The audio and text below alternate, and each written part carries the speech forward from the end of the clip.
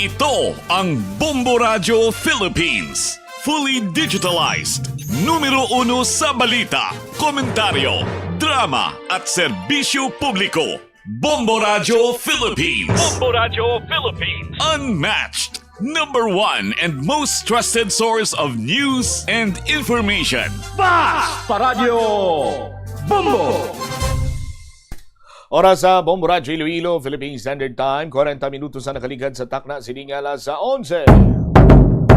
Welcome sa pagpangalagad sa Bombo Hanay sa Udto diri sa UFM Bombo Radio Iloilo, ang flagship stations on the number 1 and most trusted source of news and information, ang Bombo Radio Philippines. Adlaw kita karon sa Huwebes, Mayo 28, tuiga 2026. Ini mo lang ganimang kurman, Bombo Chama Blanco Hover. Sa mga nagapauna sinikaron nga mga balita. Una kita sa balita lokal. Sa aton sining pagpangalagad si Mayor Raisa Treñas dirigin pangunahan ang concrete pouring ceremony sa duha ka mga Iloilo residences program. Mga pabahay ini. Samtang masobra anom katuig nga masobra anom katuig nga pagpungko sa pagkahepe rason sa pag-relieve kay Police Major Alamo sa pwesto sunod sa IPPO.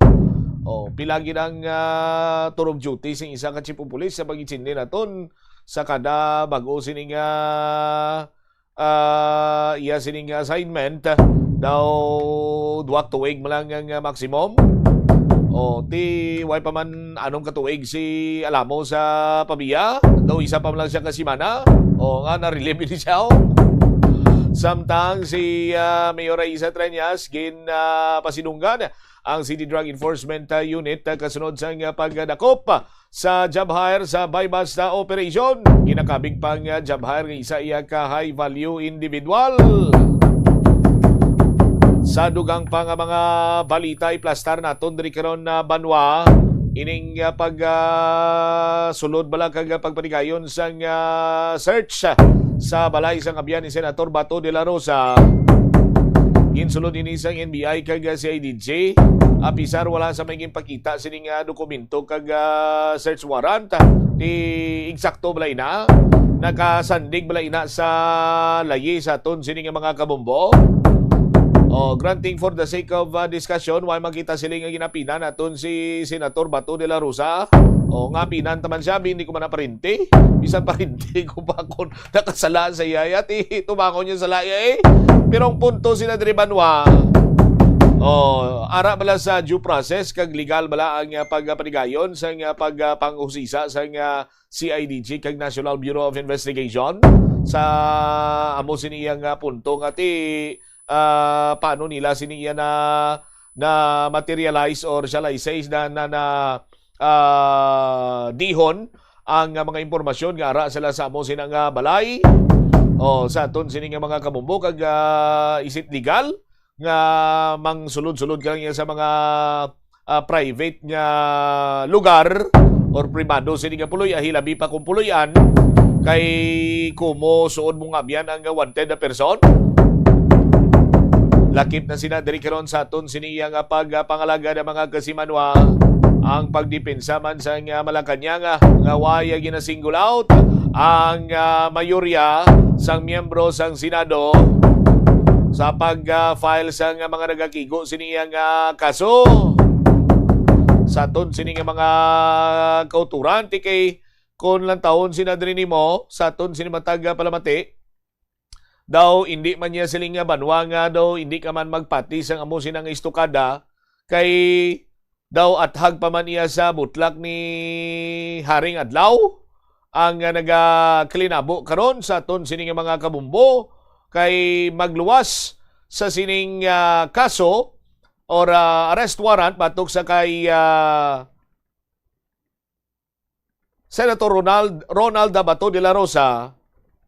Si Senator Chis Escudero nagapangatubang sang 586 million plunder complaint sa Office of the Ombudsman. No? Sanday sinupagin niya mga nga mga senador ang ginapang kasuhan Senate majority members nga may ginapangatubang sini nga kaso. Rodante Marcolita ginrekomendar sang Field Investigation Bureau sang Office of the Ombudsman nga kasuhan sang kaso nga plunder, indirect by bribery bangod sa pagbaton sang campaign donations nga 75 million para sa iya sini nga pagpadalagan bilang senador sa tuig 2025. No? Pero wala sini sumiter or gindeklarar sa iya sini nga statement of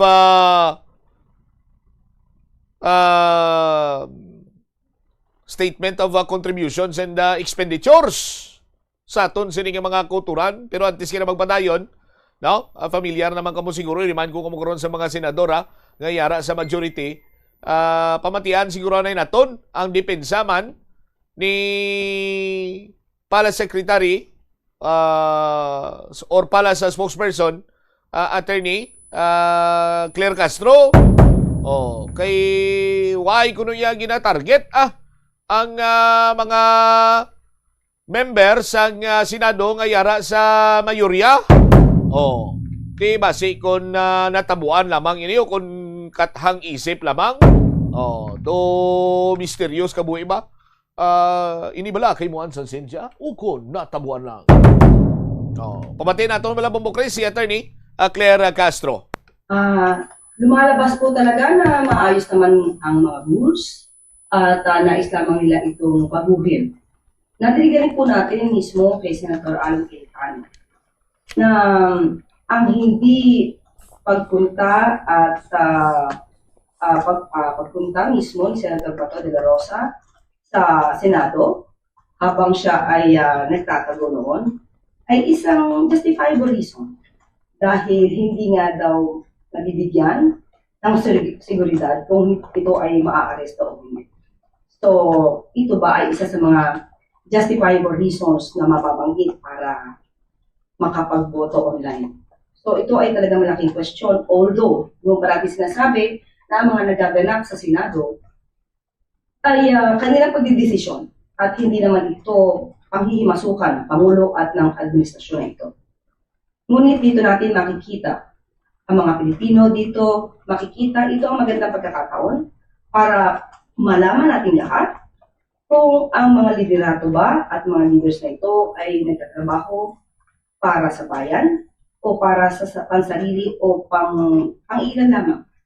Agaya nga na sinabi ni General Luna, bayan o sarili, mamili ka. Given Sa aton sini nga mga kabumbuti muna, bayan o sarili, o perti na quote pa si General Luna, no?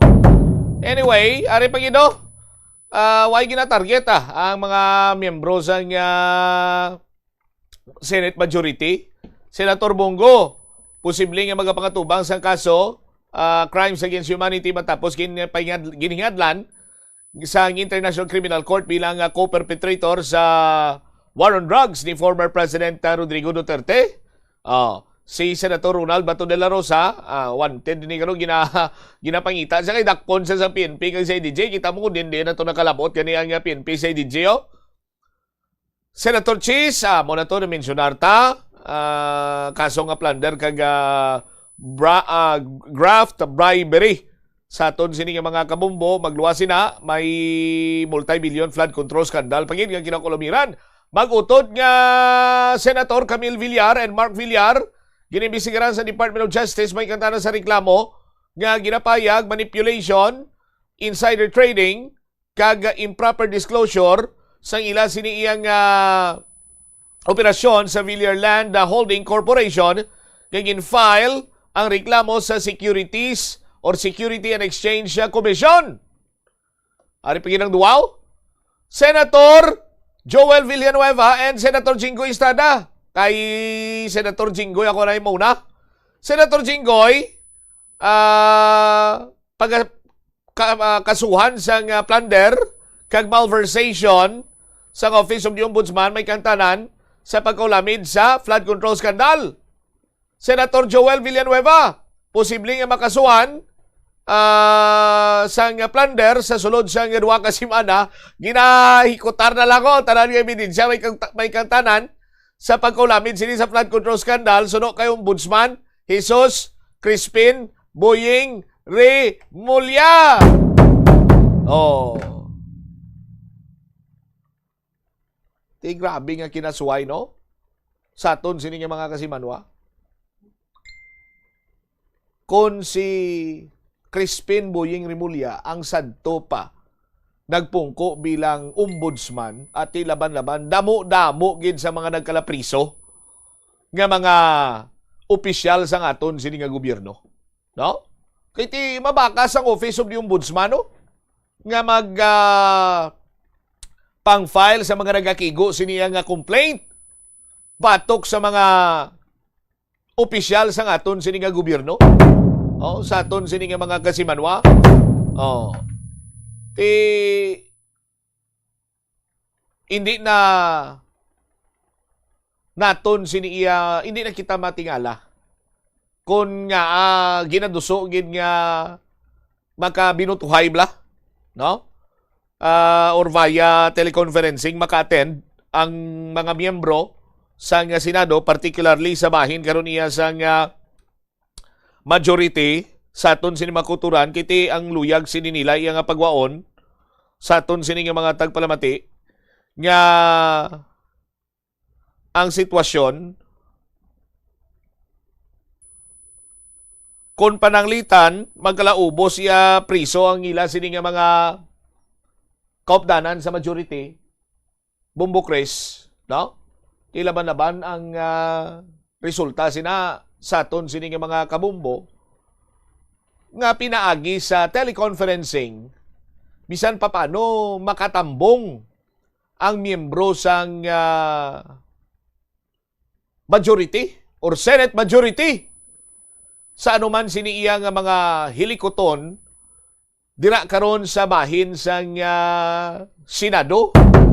Kung may binutuhay ti makabuto sila sa aton sini nga mga kasimanwa, no? Amo ning ginatawag iyang political arithmetic. Oh. Ti kun sadtong tsimpo iyang may pandemya, may work from home. Ti kun matabo Bumbo Chris G, ang mga senador naton work from jail. Ma-work from jail sila. My goodness. Oh, ti sino na lang mabilin to nga kaupod nila sa majority? Senator Pia Cayetano, Senate President Alan Peter Cayetano, Senator Amy Marcos, si Senator Robin Padilla, delikado man yung sitwasyon niya, kay plano man to sa iya nga filean sa nga complaint nga obstruction of justice. So, kay siyang kabangdanan kung nga nakapalagyo si Senator Bato de la Rosa. Oh, sa aton sini nga mga kasimanwa, work from jail, no? Kung ang santo anay may work from home, ti sila ya may work from jail. Oh. Di ko si Senator Ruben Padilla pa may gira, may kinagamo dito, may krisis kuno ya tugas ang gira dito sa may tawag sing ani Middle East. Oh, sinya ti force majeure na. Oh. Sa aton sini nga mga kauturan, force majeure kuno ina sa aton sini nga mga kasimanwa, no? Kung maghambal ikaw abing force majeure, ambot silingon sa nga force majeure sa aton sini nga mga kasimanwa, amo ni siya ang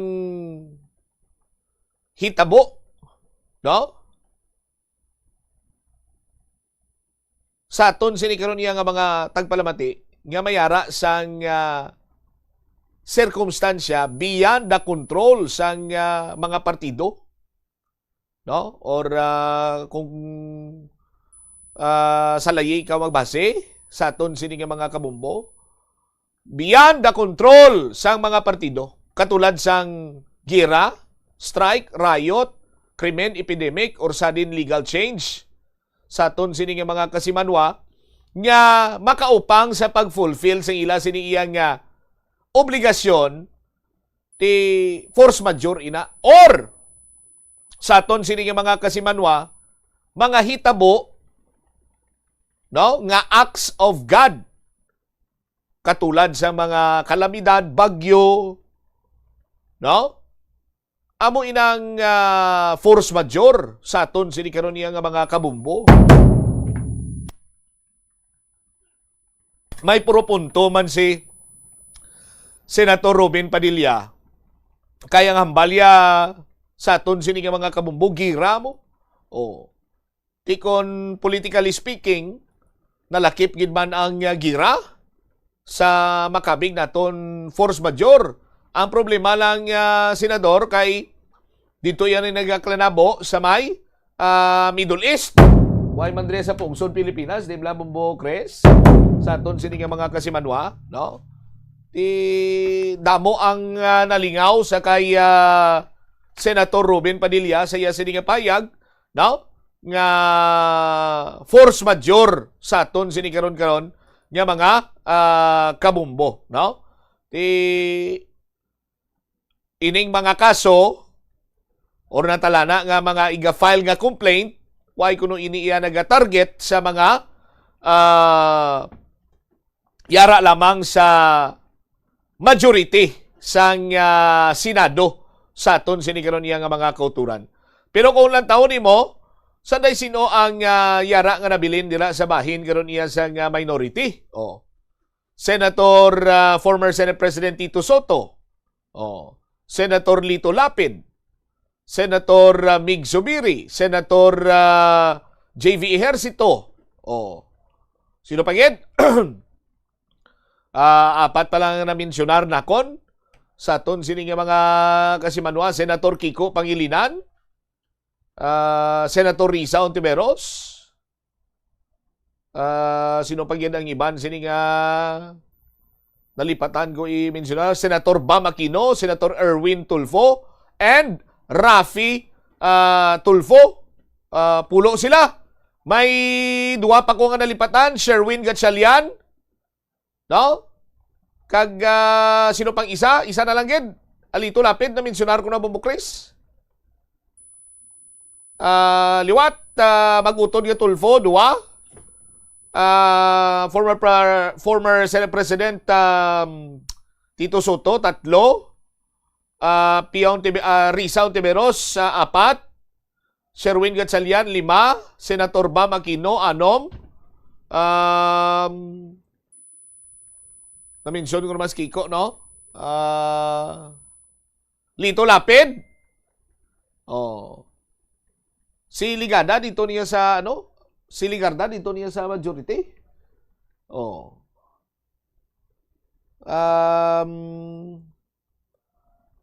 Basta. Solid 11 is lang ko, no? Oh. Rodante Marcolita, oh. Sa aton sini nga mga kabumbo. Anyway, ining yara karon sa bahin iya sang Mig Zubiri. Oh, ara naman.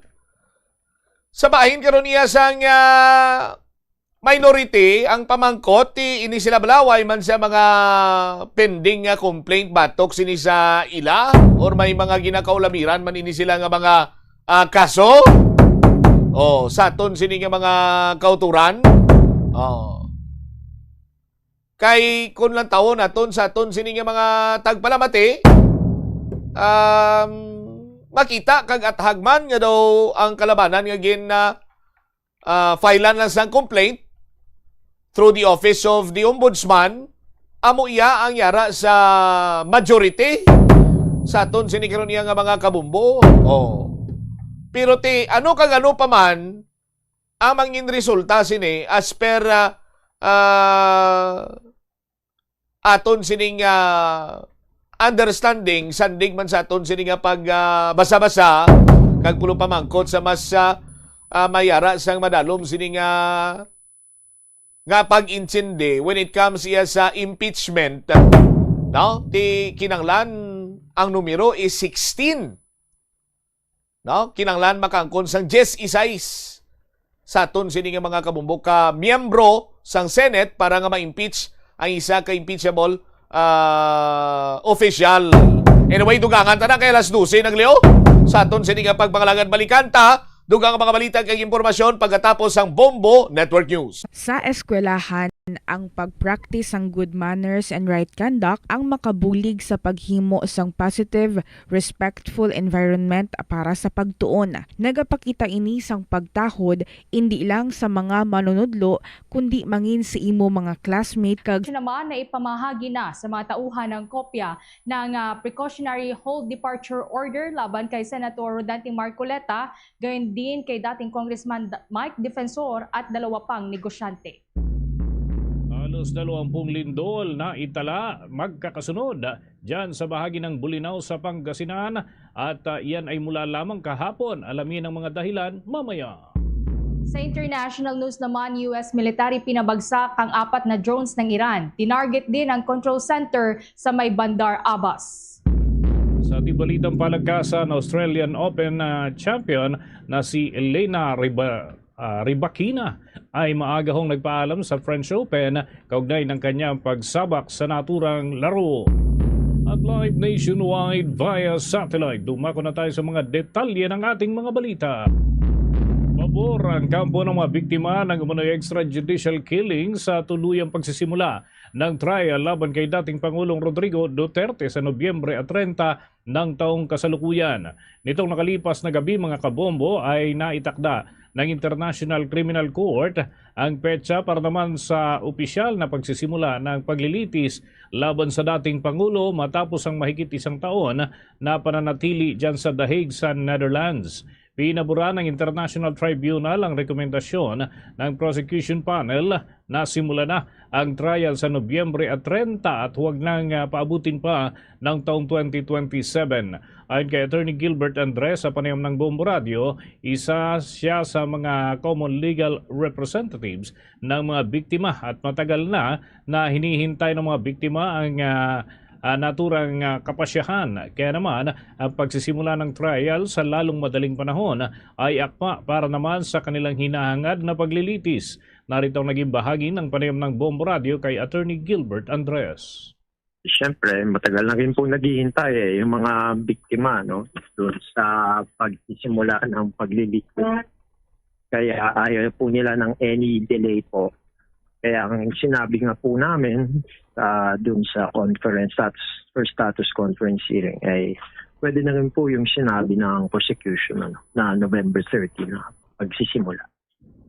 Lagi yan mga pahayag ni Attorney Gilbert Andres, isa sa mga Filipino accredited lawyers ng International Criminal Court. Tiniyak din ng naturang batikang abogado ang kahandaan ng prosecution panel at ang panig ng mga biktima ng drug war na pagsapit ng November 30 ang kanilang kahandaan. Sa katunayan niya, sa ilalim ng setup ng International Criminal Court, ang prosecution ang dapat na makatapos sa mga disclosure nito sa lalong madaling panahon.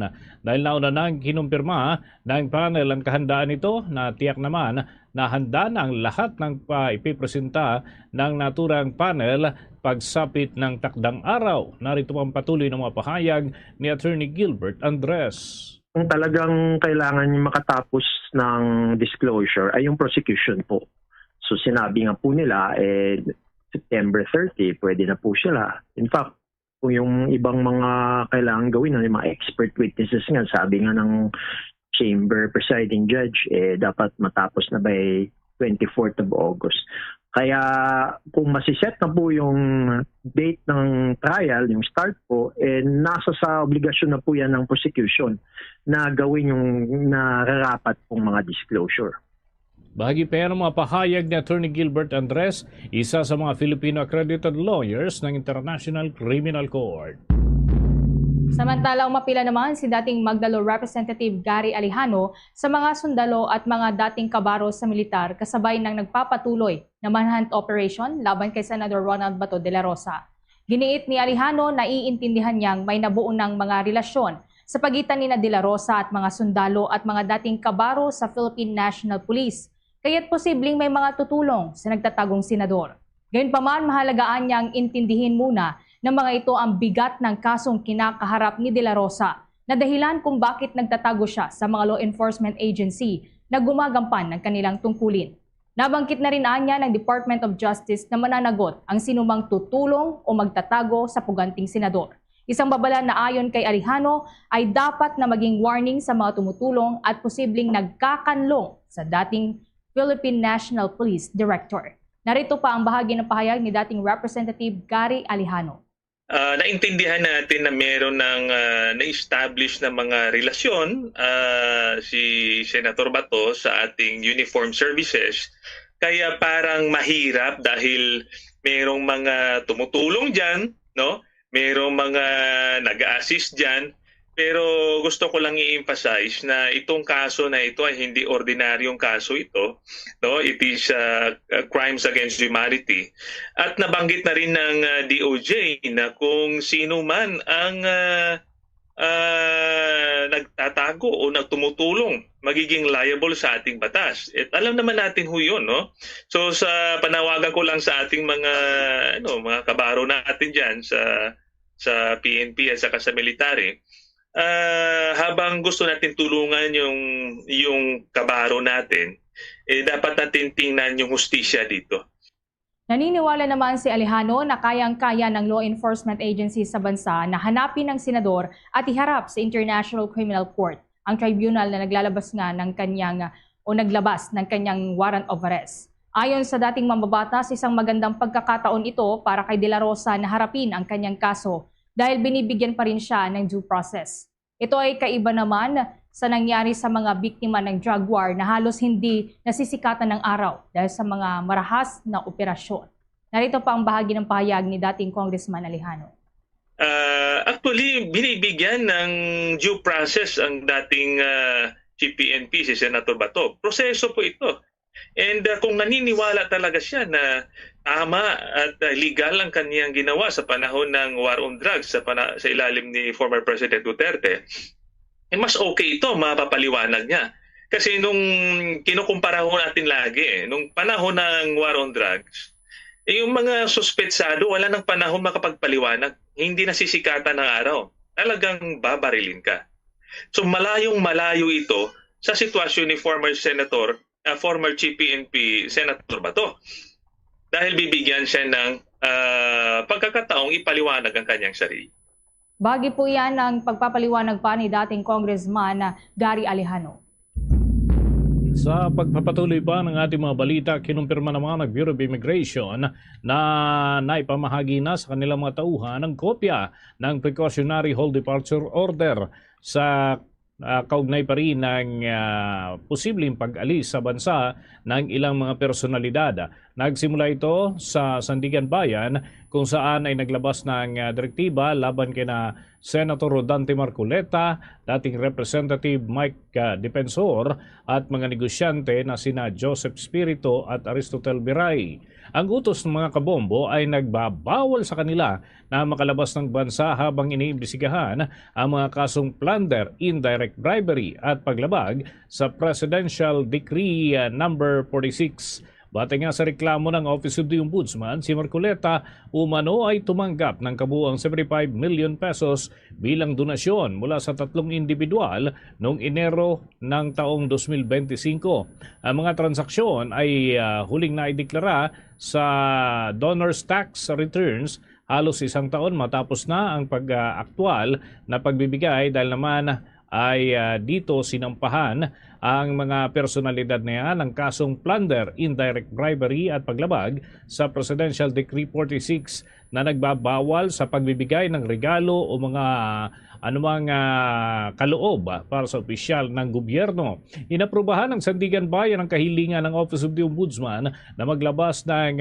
provisional All Departure Order nitong 26 ng Mayo ng taong kasalukuyan bilang preventive measure upang maiwasan ang pagtakas ng mga respondent habang iniimbestigahan ng kaso. Ayon kay Immigration Spokesperson Dana Sandoval, handa ang kanilang ahensya na ipaalam sa Sandigan Bayan kung sakali man natangkain ang mga personalidad na nabanggit na nasasaklaw ng naturang kautusan kung ito ay lalabas ng bansa.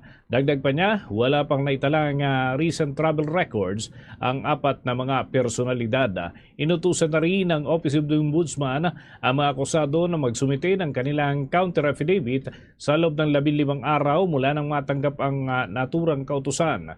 Mananatili namang nakatutok ang publiko sa magiging resulta ng investigasyon, lalo na't si Marcoleta ay kasalukuyang senador at si Defensor naman ay dating mambabatas din na aktibo sa mga pampublikong diskurso.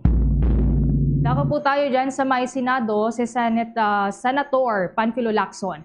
Tinawag na dirty tactics ang umano'y pagmamadali ng majority bloc na mapayagan ang mga senador na makaboto online. Kaugnay niyan, may nakalapang report si Bombo Angelo Aganan. Bombo Dennis Bombo Ever, tinawag ni dating Senate President Pro Tempore Panfilo Lacson na dirty tactics ang umano'y pagmamadali ng majority bloc na maamyendahan ang Senate rules at mapayagan ang mga senador na makaboto online o sa pamamagitan ng teleconference. Ayon kay Lacson, tila minadali umano ng mayorya ang pagtatalakay sa mosyon ni Senator Dante Marcoleta kahit wala pang formal na pagdinig ang Committee on Rules.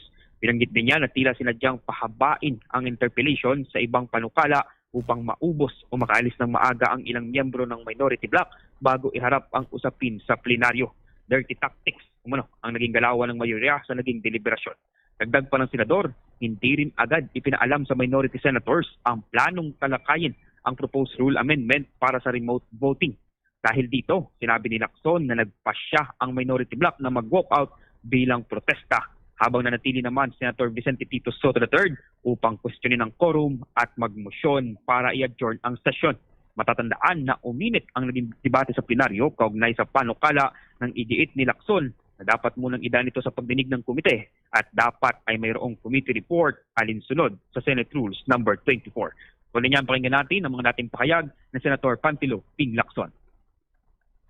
Ang Committee on Rules. So we cannot invoke continuity because we vacated all committees, all positions, including the members. And may I invite you to Section 24 of our rules, Madam President. The committees shall hold meetings to discuss, decide, and submit a report on all matters transmitted to them. This was transmitted to the Committee on Rules. So the committees shall hold, including the Committee on Rules, shall hold meetings to discuss, decide, and submit a report. There's no report, Mr. President or Madam President. Madam President. So we're violating our own rules. Kasabay nito, Bombo Dennis, question din ni Lacson ang ginawang pag-divide the House o paano kala pag-divide the House o pagpatawag ng botohan habang nagpapatuloy pa ang debate sa plenaryo. Ayon sa kanya, ang pagpilit umano sa botohan ay indikasyon na mahina ang legal at procedural na basihan ng majority bloc sa naturang panukala.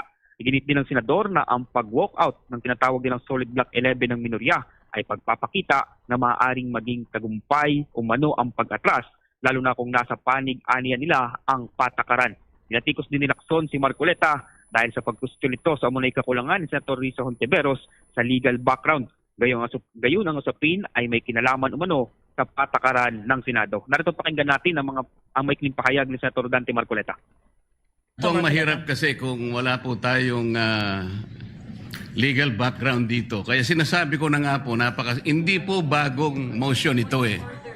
Hindi siya bagong motion. Kasasabi ko lang po, May 11, minub ko na po ito. Banat ni Lacson kay Marcoleta. Simpleng mensahe lang aniya at tinawag ang kapwa senador, quote-unquote, Bombo Dennis, is stupid. Samantala, nauna na itong pinuna ng Senator Erwin Tulfo kung saan tinawag naman niyang ad hominem ang aksyon ni Marcoleta o ibig sabihin ay personal na pag-atake sa isang tao ng kanyang pagkatao, motibo, itsura o background ng kanyang kausap imbis na gasagutin ang mismong punto ng argumento. Nag-uulat mula dito sa Senado, ako si Bombo Angelo Aganan and this is Bombo Radio Philippines, the #1 and most trusted source of news and information. Basta Radio, Bombo. 14 na minuto na makalipas ang alas 12 ng tanghali. Patuloy na nakakapagtala ng serye ng pagyanig ang Monitoring Center ng Philippine Institute of Volcanology and Seismology diyan sa Bulinaw sa lalawigan ng Pangasinan. Wala pa ho ito kahapon. Ayon nga sa ahensya, nasa halos 20 na mga lindol na ang kanilang nairehistro sa nakalipas lamang na 48 oras. Tinatawag ito ng ilan bilang earthquake swarm. Ngunit patuloy naman ang pagsusuri pa rito ng Philippine Institute of Volcanology and Seismology kung pasok ito sa naturang kategorya. Bagamat mahina lamang ang mga lindol, umaabot din ito ng 3.4 at 3.7 magnitude na maaari pa ring maramdaman ng mga tao. Kaya naman ay magpahina sa mga pundasyon ng ilang estruktura na madalas yanigin.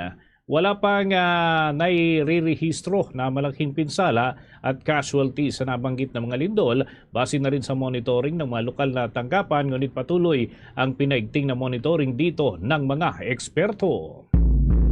Sa iba pang balita, iginiit ni Senador Risa Hontiveros na hindi maikukumpara ang kasalukuyang panukalang payagan ang remote participation ng mga senador sa naging panawagan noon para kay dating Senador Laila de Lima habang nakakulong siya noong Duterte administration.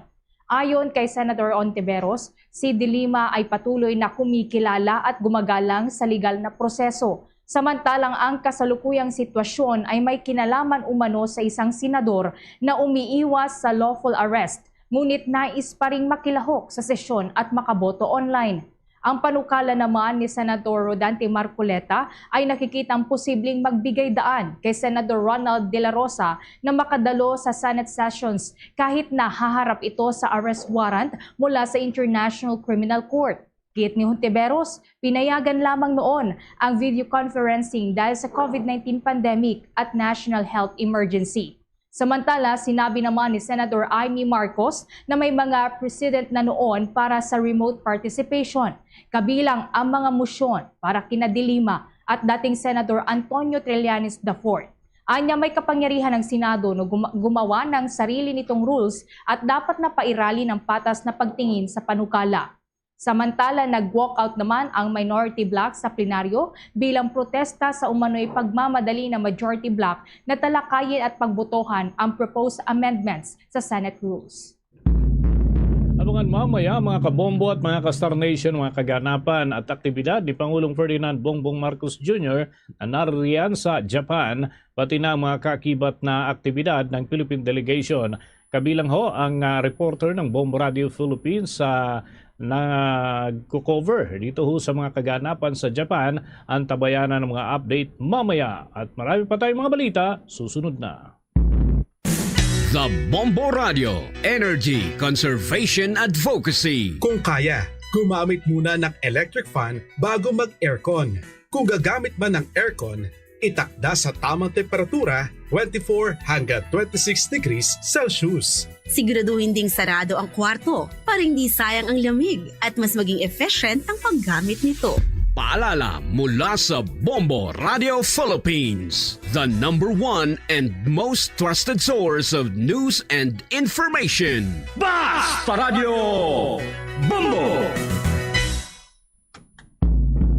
At kagaya ng ating naipangako kanina, ipapabot namin ang mga pinakahuling kaganapan mula ho sa bansang Japan. Kumusta na ang sitwasyon dyan sa Japan at mga aktibidad ni Pangulong Ferdinand Bongbong Marcos Jr. Nasa linya, si Bombo Anali Soberano. Bombo Dennis, patuloy ang mga aktibidad ni Pangulong Ferdinand Marcos Jr. Lahat ito ay mga meetings, no, kasama ang mga business companies o Japanese business companies. Mamayang hapon naman ay nakatakdang magbigay ng kanyang pahayag o statement si Pangulong Ferdinand Marcos Jr. sa Diet o House of Representatives ng Japan. At pagkatapos niyan, magkakaroon din siya ng pulong kasama si Japanese Prime Minister Sanae Zanai. So sa ngayon po, Dennis, 3 memorandum of understanding ang nilagdaan sa pagitan ng mga kumpanyang Pilipino at Japanese upang palakasin ang smart cities, digital connectivity at financial technology sa bansa. Ito ang inihayag ng Department of Trade and Industry. Saksi sina Pangulong Marcos at Trade Secretary Cristina Roque sa paglagda sa mga kasunduan na kinabibilangan ng Ayala Corporation, Globe Telecom, Mitsubishi Corporation, KDDI Corporation Mint, Mitsubishi UFJ Financial Group. Isa sa mga proyekto ang pag-aaral sa Intelligent City Initiative sa Makati City gamit ang Artificial Intelligence, Internet of Things at Advanced Telecommunications para mapahusay ang transportasyon, energy management at digital city services. Nilagdaan din ang kasunduan para sa Smart Life Digital Services na magpapalawak ng reward programs, ticketing, online payments at digital marketing solution. Inaasahang makakagawa ito ng humigit kumulang 7 billion na revenues. Samantala, palalawakin naman ng bagong partnership ang serbisyo ng GCash sa Pilipinas at iba pang bansa, kabilang ang digital payments, lending, investment products at online security. Ayon kay Roque, patunay ang mga kasunduan na matibay at tiwala ng mga dayuhang mamumuhunan sa Pilipinas at makatutulong ito sa mas mabilis at mas ligtas na digital services para sa mga Pilipino. Pakinggan natin si DTI Secretary Maria Cristina Roque. To make sure that we are really going digital already on a more aggressive basis. So they will be building a smart city, which according to Ayala, it will be really modern and really high-tech. So we are looking forward to that. So maganda yung naging MOU signing. This is a partnership between Ayala and the Japanese firms that we signed today. Every time there's investments in the Philippines, no, it's not just the income that it provides to the Philippines, but it's also the jobs that it provides. Then when they invest, syempre, may mga indirect industries, let's say the restaurants, the retails, and so many other indirect industries that will grow also because of the investments of these Japanese firms to the Philippines. Si Trade Secretary Cristina Roque. Yan ang latest, Bombo Dennis, mula dito sa Tokyo, Japan. Bombo Anali, Montaño Soberano, nag-uulat. And this Bombo Radio Philippines, the #1 and most trusted source of information. Basta Radio, Bombo! Agatid na yan sa atin sa oras na 21 minuto na makalipas ang alas 12 ng tanghali. Papatayo ng mga karagdagan report mula ho sa ating news team. Ang patakaran para sa work stoppage, yung tinatawag na work stoppage order at inspection sa mga construction sites ay babaguhin ng Department of Labor and Employment Secretary matapos naman ang nangyaring pagguho ng gusali sa Pampanga. At kuha din tayo ng update dyan sa tanggapan ng Philippine Coast Guard sa biktima ng gumuhong gusali sa Pampanga, natagpuan sa mas malalim daw na bahagi ng mga guho dyan sa naturang lugar. Gamit ho yung kanilang mga K9 units. Alamin natin yan sa pag-uulat ni Bombo Isa Cotoner.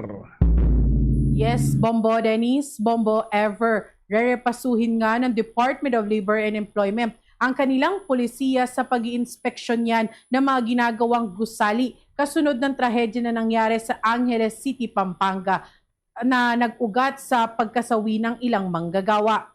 Ayon kay Department of Labor and Employment Secretary Francis Tolentino, muling sisilipin ng kagawaran ang proseso ng inspeksyon lalo na sa mga construction site na napatawan ng work stoppage order dahil sa mga paglabag sa occupational safety at health standards. Sinabi ni Tolentino na mahalagang matiyak kung sapat at naaayon ang ginagawang inspeksyon bago payagang muling ipagpatuloy ang operasyon ng isang construction project. Dagdag pa ng kalihim, hindi dapat isang pagkakataon lamang isinagawa ang inspeksyon sa mga naturang proyekto. Anya, kinakailangan ng regular at follow-up inspections upang matiyak na tuloy-tuloy ang pagsunod ng contractor sa itinakdang safety standards ng pamahalaan. Nagpapatuloy pa rin ang investigasyon ng mga otoridad sa sanhi ng pagguho ng gusali sa Pampanga habang patuloy din ang retrieval at clearing operations sa lugar. Kaugnay niyan, pakinggan natin ang tinig ni Department of Labor and Employment Secretary Francis Tolentino.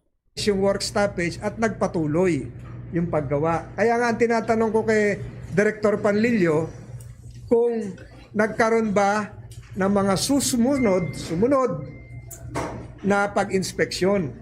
Kasi baka nung na-lift yun, 4 stories pa lang. Ngayon 10 stories na ata. O 9, may swimming pool pa. So, siguro isa ito sa mga babaguhin kong patakaran na pag nag-inspect ang DOLE, hindi minsan lang. Dapat mag-inspect ka rin ng pangalawang beses, pangatlong beses, pangapat na beses para masigurado na sumusunod yung na-lift na work stoppage. Kaya issue.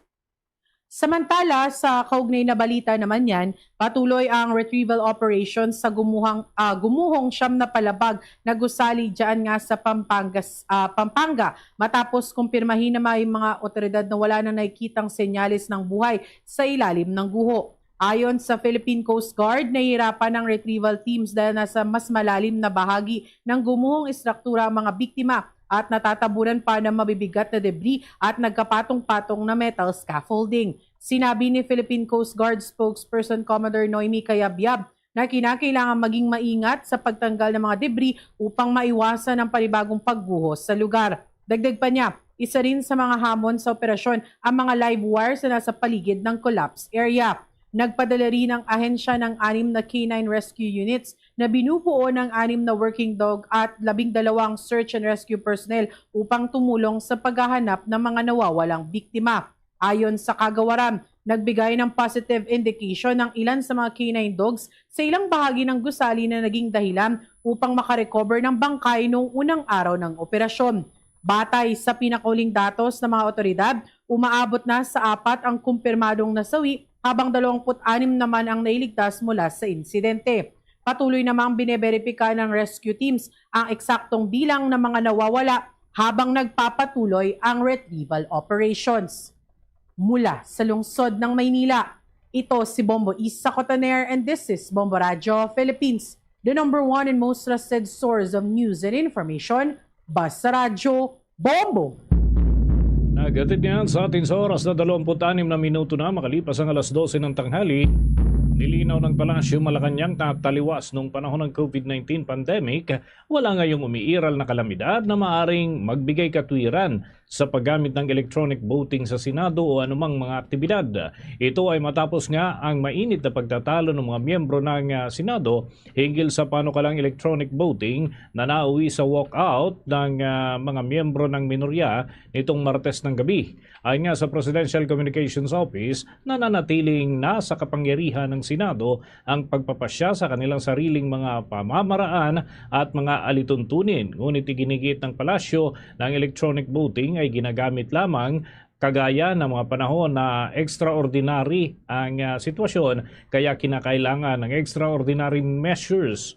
Dahil nga sa pandemya ay napilitan na gamitin ang ganong paraan ng pagboto, kaya naman ay pagtatrabaho. Sa kasalukuyan ay wala na umanong COVID-19 pandemic at wala na ding legal o kaya ay factual basis para ipatupad ang kahalintulad na mga hakbang. Nagkakaroon lamang ng tensyon sa plenaryo matapos nga ang naturang mga pahayag ng ilang senador na dapat na payagan ng electronic voting upang mapabilis ang mga proseso, habang mari naman itong tinututulan ng iba pa na naniniwalang dapat na manatili ang tradisyonal na roll call voting ng mga ito at ganun din sa mga panahon ng diskusyon at yan ay nauwi naman sa walkout ng ilang miyembro ng minorya.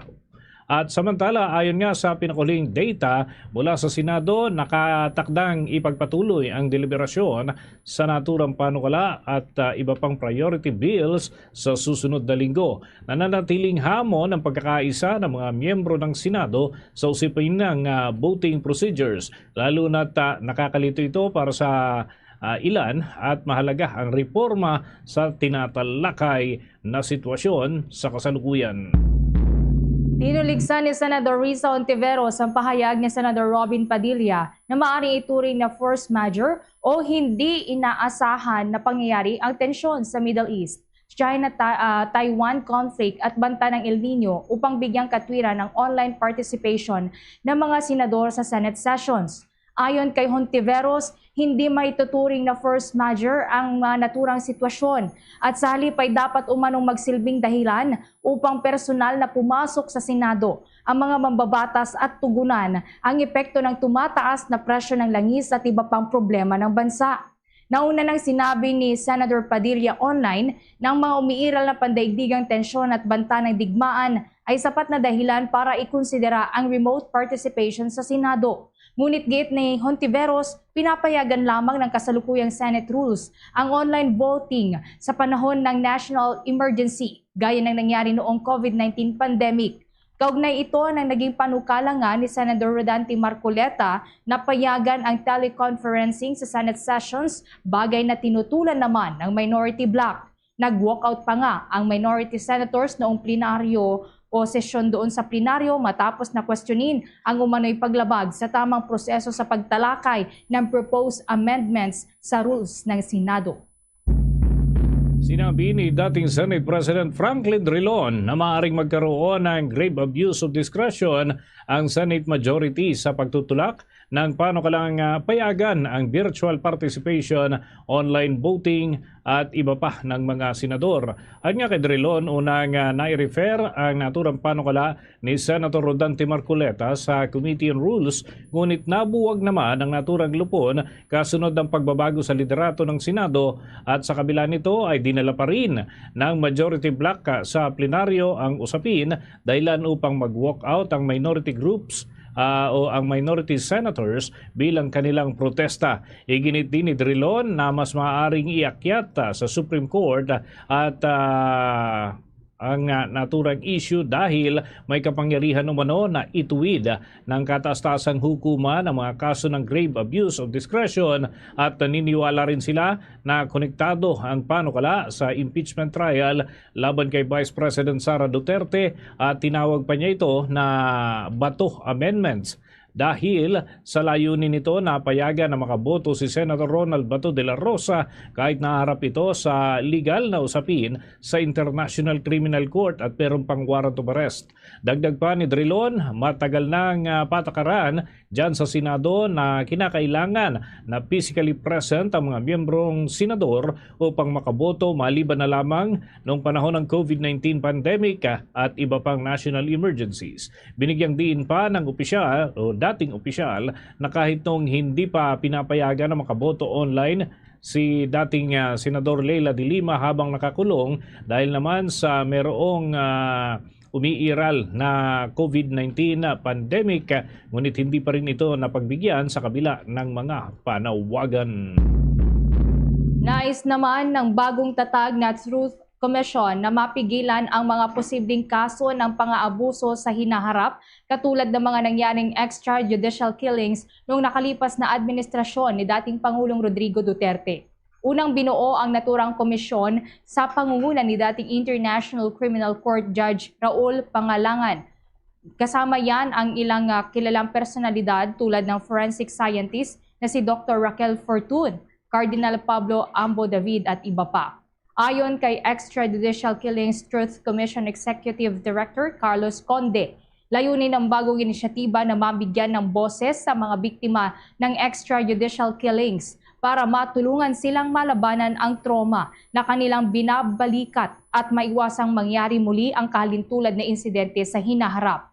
Nais ng grupo na masigurong ang kwento ng mga biktima at ng kanilang mga pamilya at mga nakaligtas sa madugong Duterte drug war ay mapapakinggan at mapapanatili. Ayon pa kay Conde, umaasa ang Truth Commission na sa pamamagitan ng bagong inisyatiba ay mahihikayat ang gobyerno na gumawa na ng hakbang o programa para maprotektahan at matulungan ang mga biktima. Malaki rin ang pangangailangan anya na kilalanin ng gobyerno ng Pilipinas ang trauma na pinagdaanan ng mga biktima at ng buong bansa. Sa pamamagitan ng naturang komisyon ay tuloy-tuloy anyang ipapaalala ito sa gobyerno hanggang sa gagawa na ito ng akmang tugon sa madilim na yugto ng kasaysayan ng bansa. Katwiran ni Conde, bagaman may ilang efforts na ginagawa ang kasalukuyang administrasyon para matugunan at mapigilan ang extrajudicial killings incidents, hindi pa rin ito sapat kung ikukumpara sa bulto ng mga patayang nangyari sa nakalipas na administrasyon. Naman tayo ng mga karagdagang update dyan sa Department of Justice. Ang kalihim ng naturang kagawaran ng katarungan ay tiniyak na tuloy pa rin ang investigasyon sa missing Sabongero case at para panagutin itong si Charlie Atong Ang at iba pang mga sangkot sa naturang kaso. May balita si Bombo Grant Hilario. Tiniyak ng Department of Justice na patuloy umuusad pa rin ang kaso sa pagkawala ng mga Sabongeros. Ayon mismo kay Justice Secretary Frederick A. Vida, tuloy-tuloy ang pag-usad ng kaso at makasesiguro umunong hindi humihinto ang prosekusyon sa pagtupad ng mandato nito.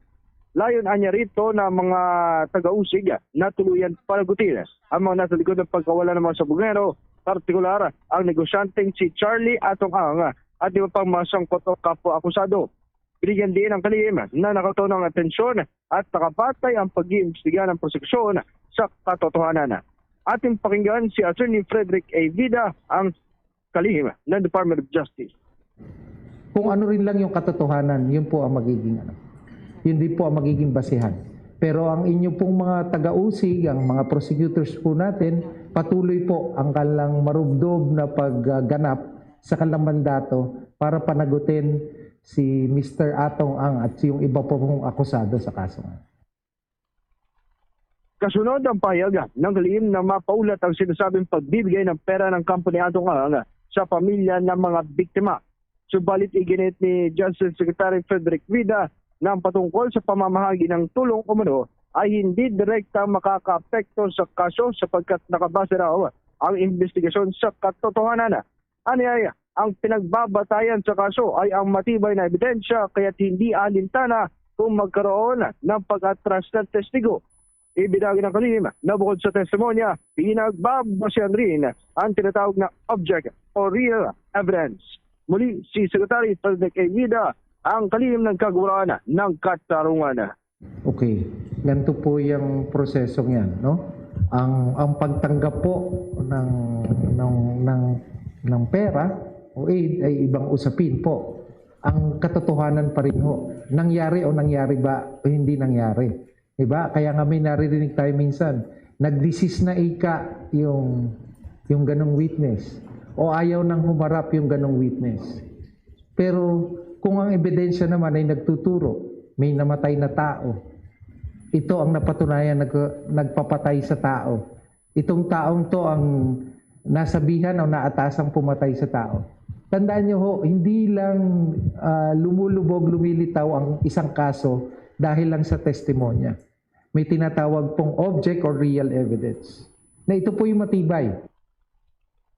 Para sa Bombo Network News, ito si Bombo Grant Hilario and this is Bombo Radio Philippines, the #1 and most trusted source of news and information. Basta Radio Bombo! Bombo International News. Iniulat ng panig ng Amerika na pinabagsak ng kanilang militar ang 4 na drones na inilunsad mula sa Iran at tinarget ang isang control center sa port city ng Bandar Abbas noong Miyerkules ng gabi. Isinagawa ang operasyon bilang bahagi ng self-defense upang protektahan ang mga barko ng US Navy at mga komersyal na sasakyang pandagat sa Strait of Hormuz. Ang mga drones ay tinukoy bilang one-way attack drones na posibleng tumama sa mga target sa dagat. Sa ulat naman mula sa US Central Command, ang pag-atake sa control station ay nakapigil sa paglulunsad ng ikalimang drone. Inilarawan ang aksyon bilang measured, purely defensive at layuning mapanatili ang kasalukuyang fragile ceasefire sa pagitan ng US at Iran. Samantala, iniulat naman ng Iranian State News Agency ang 3 pagsabog sa silangan ng Bandar Abbas na nag-activate naman sa air defense systems ng lungsod. Wala namang naiulat na nasawi o pinsala sa mga sibilyan.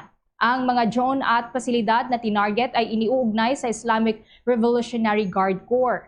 Ang insidente ay naganap sa gitna ng patuloy na tensyon sa rehiyon kung saan kamakailan ay nagsagawa rin ang US ng limitadong pag-atake sa mga missile launch sites at mine-laying vessels ng Iran. Sa kabila ng operasyon, iginiit ng Pentagon na nananatili pa rin ang ceasefire at ang mga hakbang ay hindi indikasyon ng pagbabalik sa malawakang combat operations.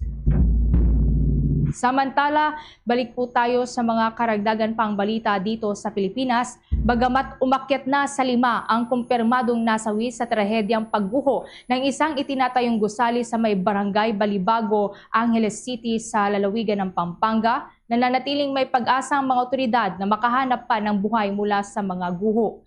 Ayon sa mga rescuer, may mga signs of life pa rin na irerehistro sa ilang bahagi ng gumuhong istruktura, dahilan upang ipagpatuloy ang masinsinang operasyon. Ngayong araw, na-recover ang labi ng pang-5 biktima. Sa kabila nito, patuloy ang search and retrieval operations kung saan 16 na katao pa ang nawawala. Mahigit 267 personnel naman mula sa Bureau of Fire Protection, Philippine National Police at iba pang ahensya ang nakadeploy sa lugar upang magsagawa ng operasyon.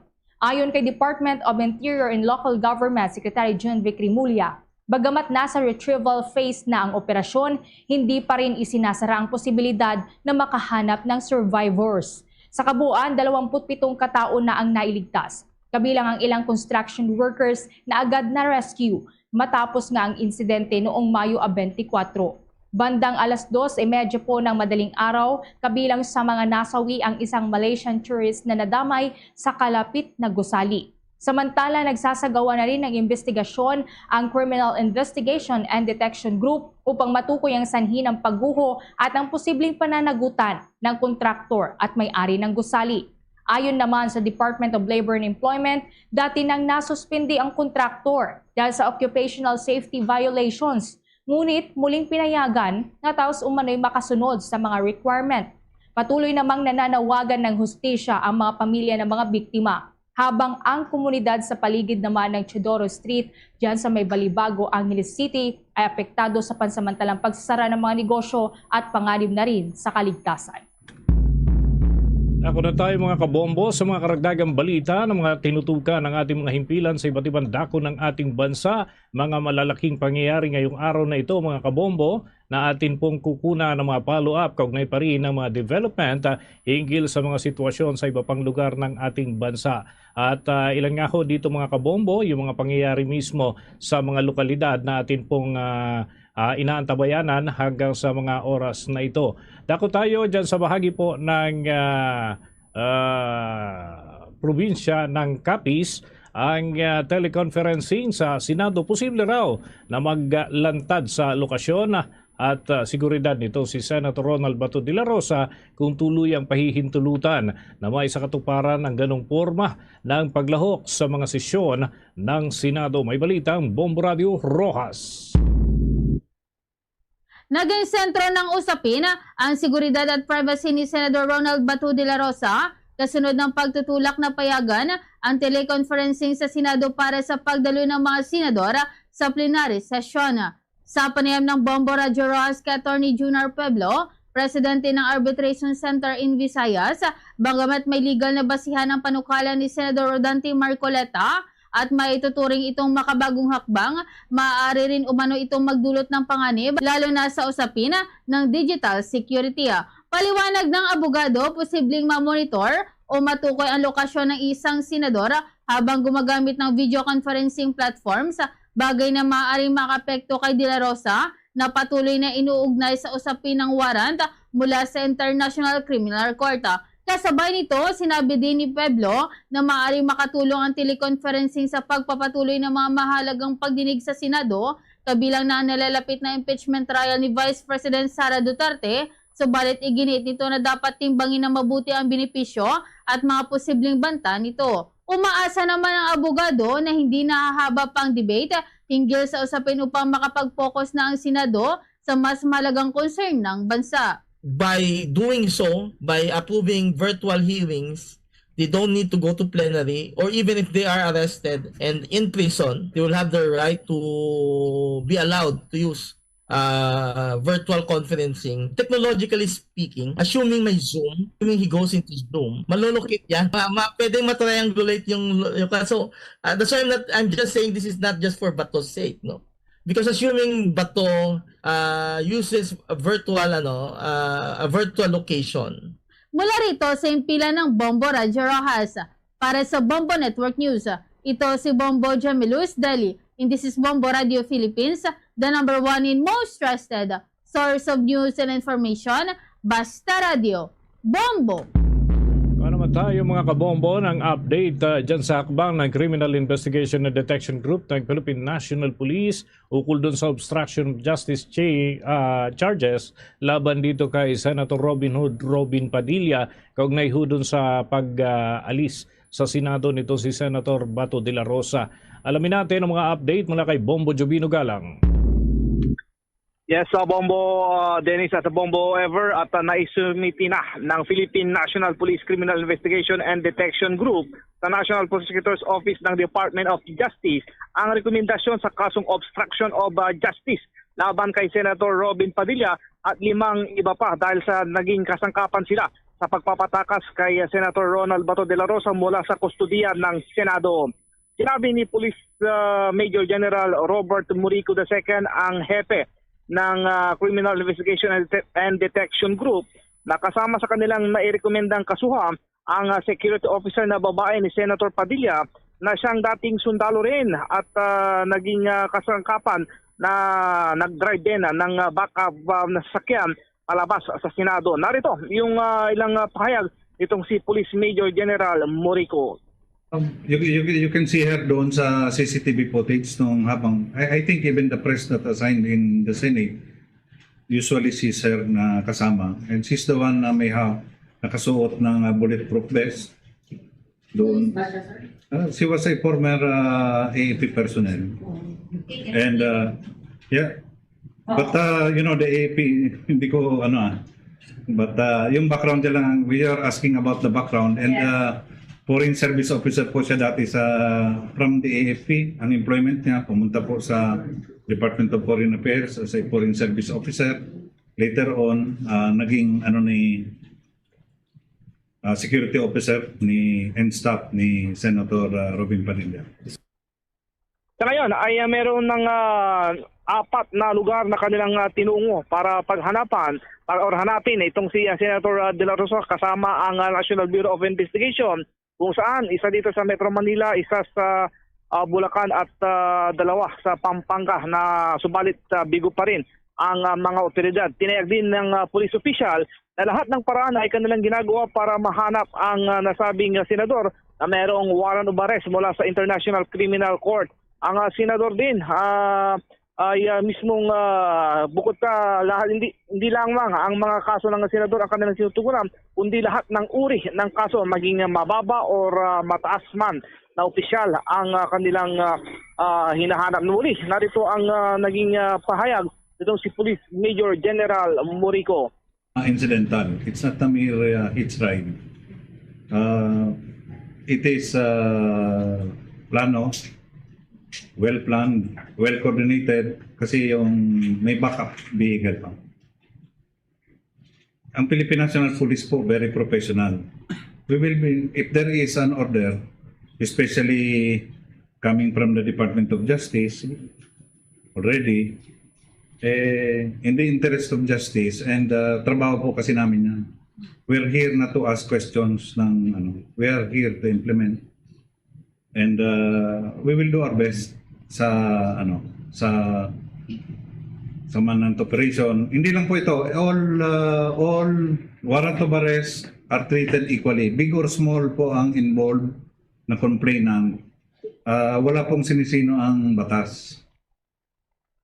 Ito si Bombo Juvino Galang, and this is Bombo Radio Philippines, the #1 and most trusted source of news and information.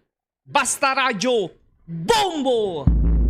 Bagong kasunduan naman sa ekonomiya at depensa, tampok sa Japan visit ni Pangulong Bongbong Marcos. Pumapatay ng karagdagang ulat dyan mula sa Bombo Radio Jensen.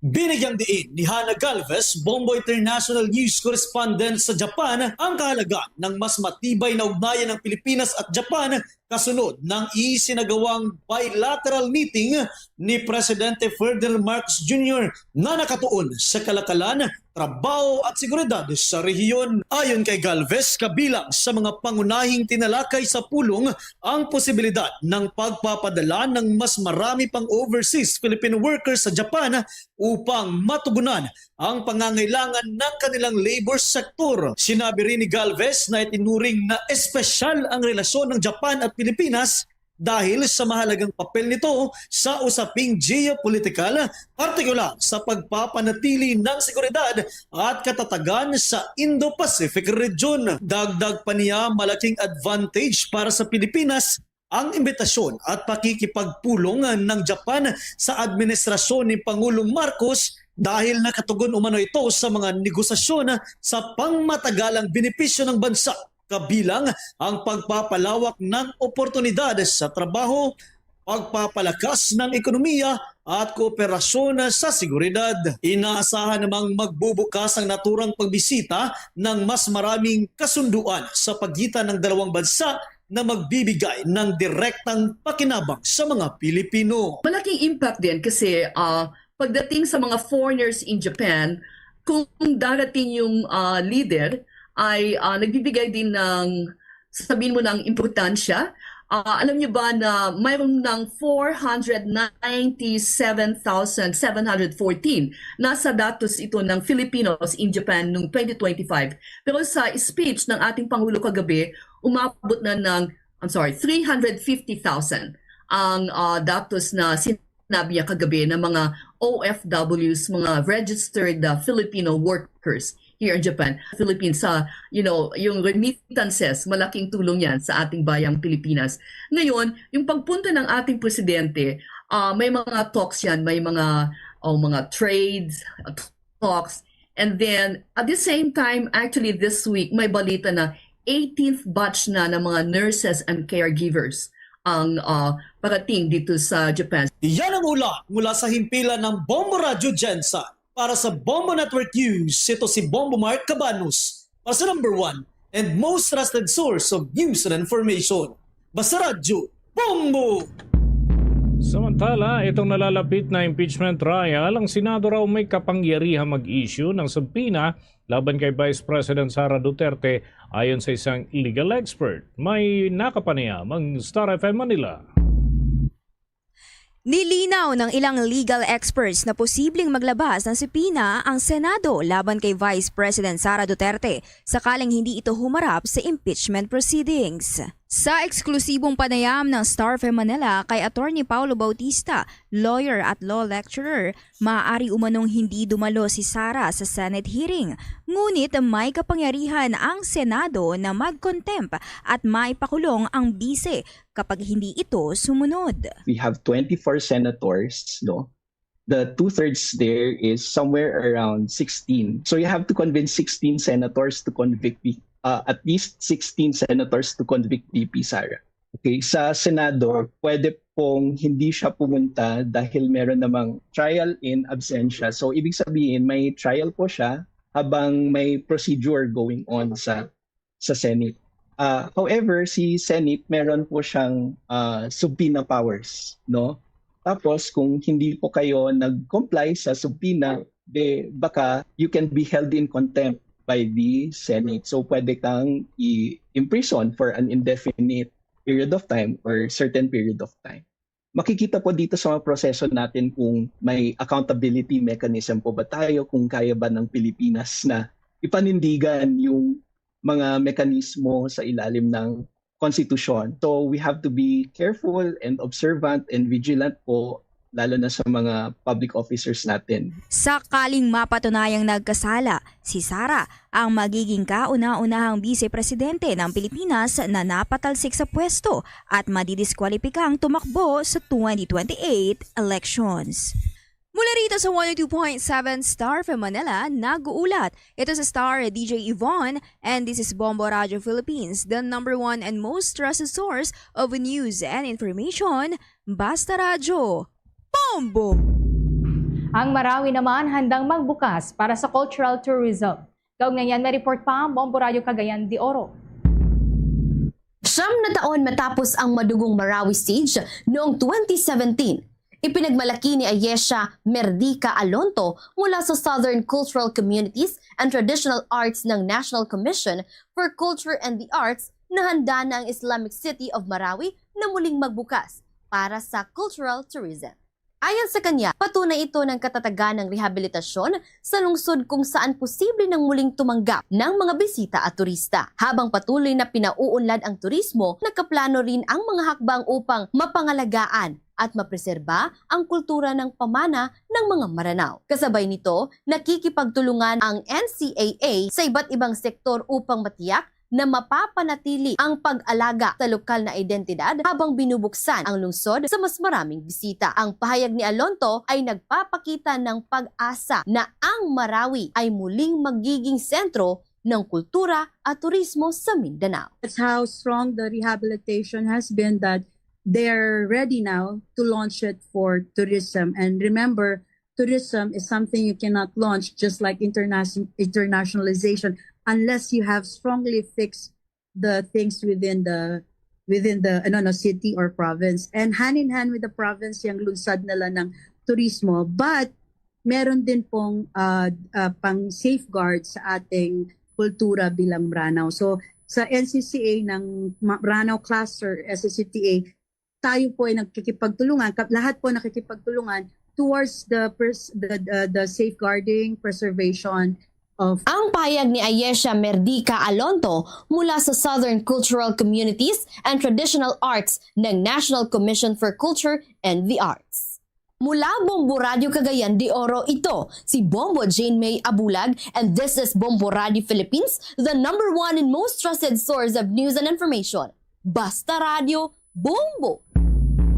Samantala, dahil ngayon ay National Flag Day at bahagi po ito ng National Flag Days na aabot ho ng 2 linggo bago pa man ang araw ng kasarinlan, may mga panawagan para ho sa pakikiisa ng publiko sa mga programa kaugnay ng National Flag Days. May nakapanayam ang Bombo Radio Cebu.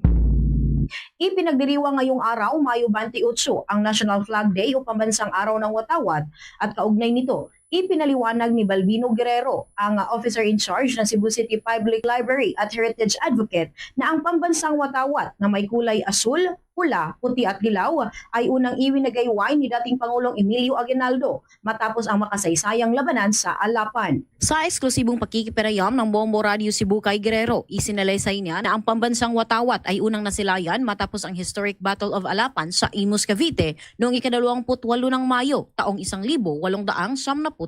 Ang nasabing watawat ay personal na tinahin Doña Marcela Marinho de Agoncillo kasama ang kanyang mga anak na sina si Lorenza Marinho Agoncillo at si Delfina Herbosa de Natividad. Idinagdag pa niya na ang tanyag na larawan ay nagpapakita sa tatlong nagtatahi ay ang disenyong binalangkas mismo ni Emilio Aguinaldo, at ayon kay Guerrero, ang watawat na ito ay nagbuklod sa mga mamamayan upang maging isang magkakaisang bansa ang Pilipinas. Samantala, nilinaw rin ni Guerrero na ang takbo ng pagdiriwang ng Flag Day sa bansa sa ilalim ng Proclamation No. 374, idineklara ang Mayo 28 bilang National Flag Day noong 1994 naman, ipinatupad ang Executive Order No. 179 na nagpapalawig sa selebrasyon ng Flag Day hanggang araw ng kalayaan. Ito ay dahil ang Mayo 28 ang pinakaunang pagkakataon na iwinigayway ang watawat ng Pilipinas, kaya dito tinalaga bilang Flag Day, habang ang Unyo 12 naman ay mismong deklarasyon ng kaserinlan ng Pilipinas kung saan hindi na bago ang pagpapakita ng ating watawat. Sa huli, hinimok ni Guerrero ang mamamayan na makikilahok sa pagpapakita ng nasyonalismo sa pamamagitan ng paglalagay ng pambansang watawat sa bawat gusali, pagsasabit nito sa mga sasakyan at maging pagsusuot ng mga kasuotang may temang watawat. Binigyang din niya na mahalaga ito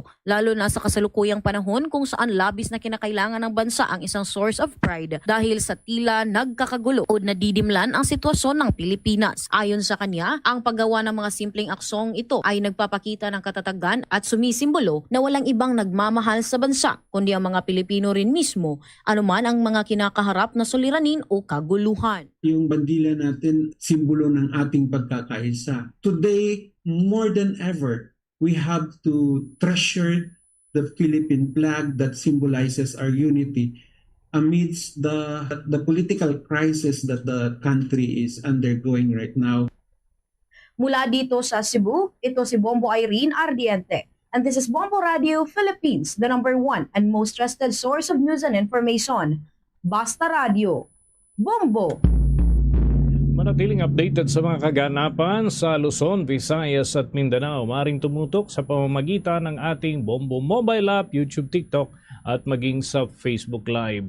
Mga kabombo, mga ka-Star Nation, sa bahagi po ng Mindanao, masusubaybayan mga palatuntunan ng Bombo Radio Philippines sa ating mga himpilan. Unahin natin sa Davao Region, nariyan ang Bombo Radio at Star FM Davao. Sa Northern Mindanao, Bombo Radio Cagayan de Oro. Sa Caraga Region, Bombo Radio Butuan. Samantala sa area naman ng Soc Sargent Region, nariyan ang Bombo Radio Jansan. At sa mga Ilonggo speaking sa Mindanao, Bombo Radio Coronadal. Mindanao area rin po, maaari niyo pong tutukan ng Bombo Radio Malaybalay, gayon rin po ang Star FM Zamboanga, Star FM Dipolog at Star FM Cotabato. Mga Kabombacaster Nation, bago tayo magtapos, samahan niyo po kaming manalangin ng prayer for peace in union with the prayer vigil for peace led by Pope Leo XIV. Lord, make us instruments of your peace in a world wounded by conflict, especially in the Middle East, where fear, anger, and uncertainty continue to grow. We turn to God in humble prayer. May He teach us to bring healing where there is pain, love where there is hatred, and forgiveness where there is injury. Where there is division among nations, may dialogue begin. Where there is despair, may hope rise. Where there is darkness, may His light shine. Where there is violence, may courage for peace prevail. We pray for all countries affected by tension and war. May the hearts of leaders be calmed and guided toward justice, compassion, and respect for every human life. May they seek not conflict, but understanding. O Divine Master, teach us not to seek to be understood, but to understand. Not to be consoled, but to console. Not to be loved, but to love. For it is in giving that we receive, in pardoning that we are pardoned, and in letting go of hatred that we are born into true and lasting peace. May your peace descend upon the Middle East and the whole world, upon every suffering family, every frightened child, and every weary heart. We ask this through Christ our Lord. Amen. Luzon, Visayas at Mindanao, yan ang kalipunan ng ating mga balita sa pantanghaling edisyon ng Bombo Network News. Ang back-to-back winners sa Catholic Mass Media Awards bilang Best News Program. At mula rito sa Bombo News Center, Makati, this is Bombo Radio Philippines, the #1 and most trusted source of news and information. Basta Radio, Bombo! For the most trusted source of news and information, visit our website at www.bomboradio.com. Follow us on Bombo Radio mobile app, Facebook, YouTube, TikTok, and X, formerly Twitter. Like, share, and stay connected. Anytime, anywhere.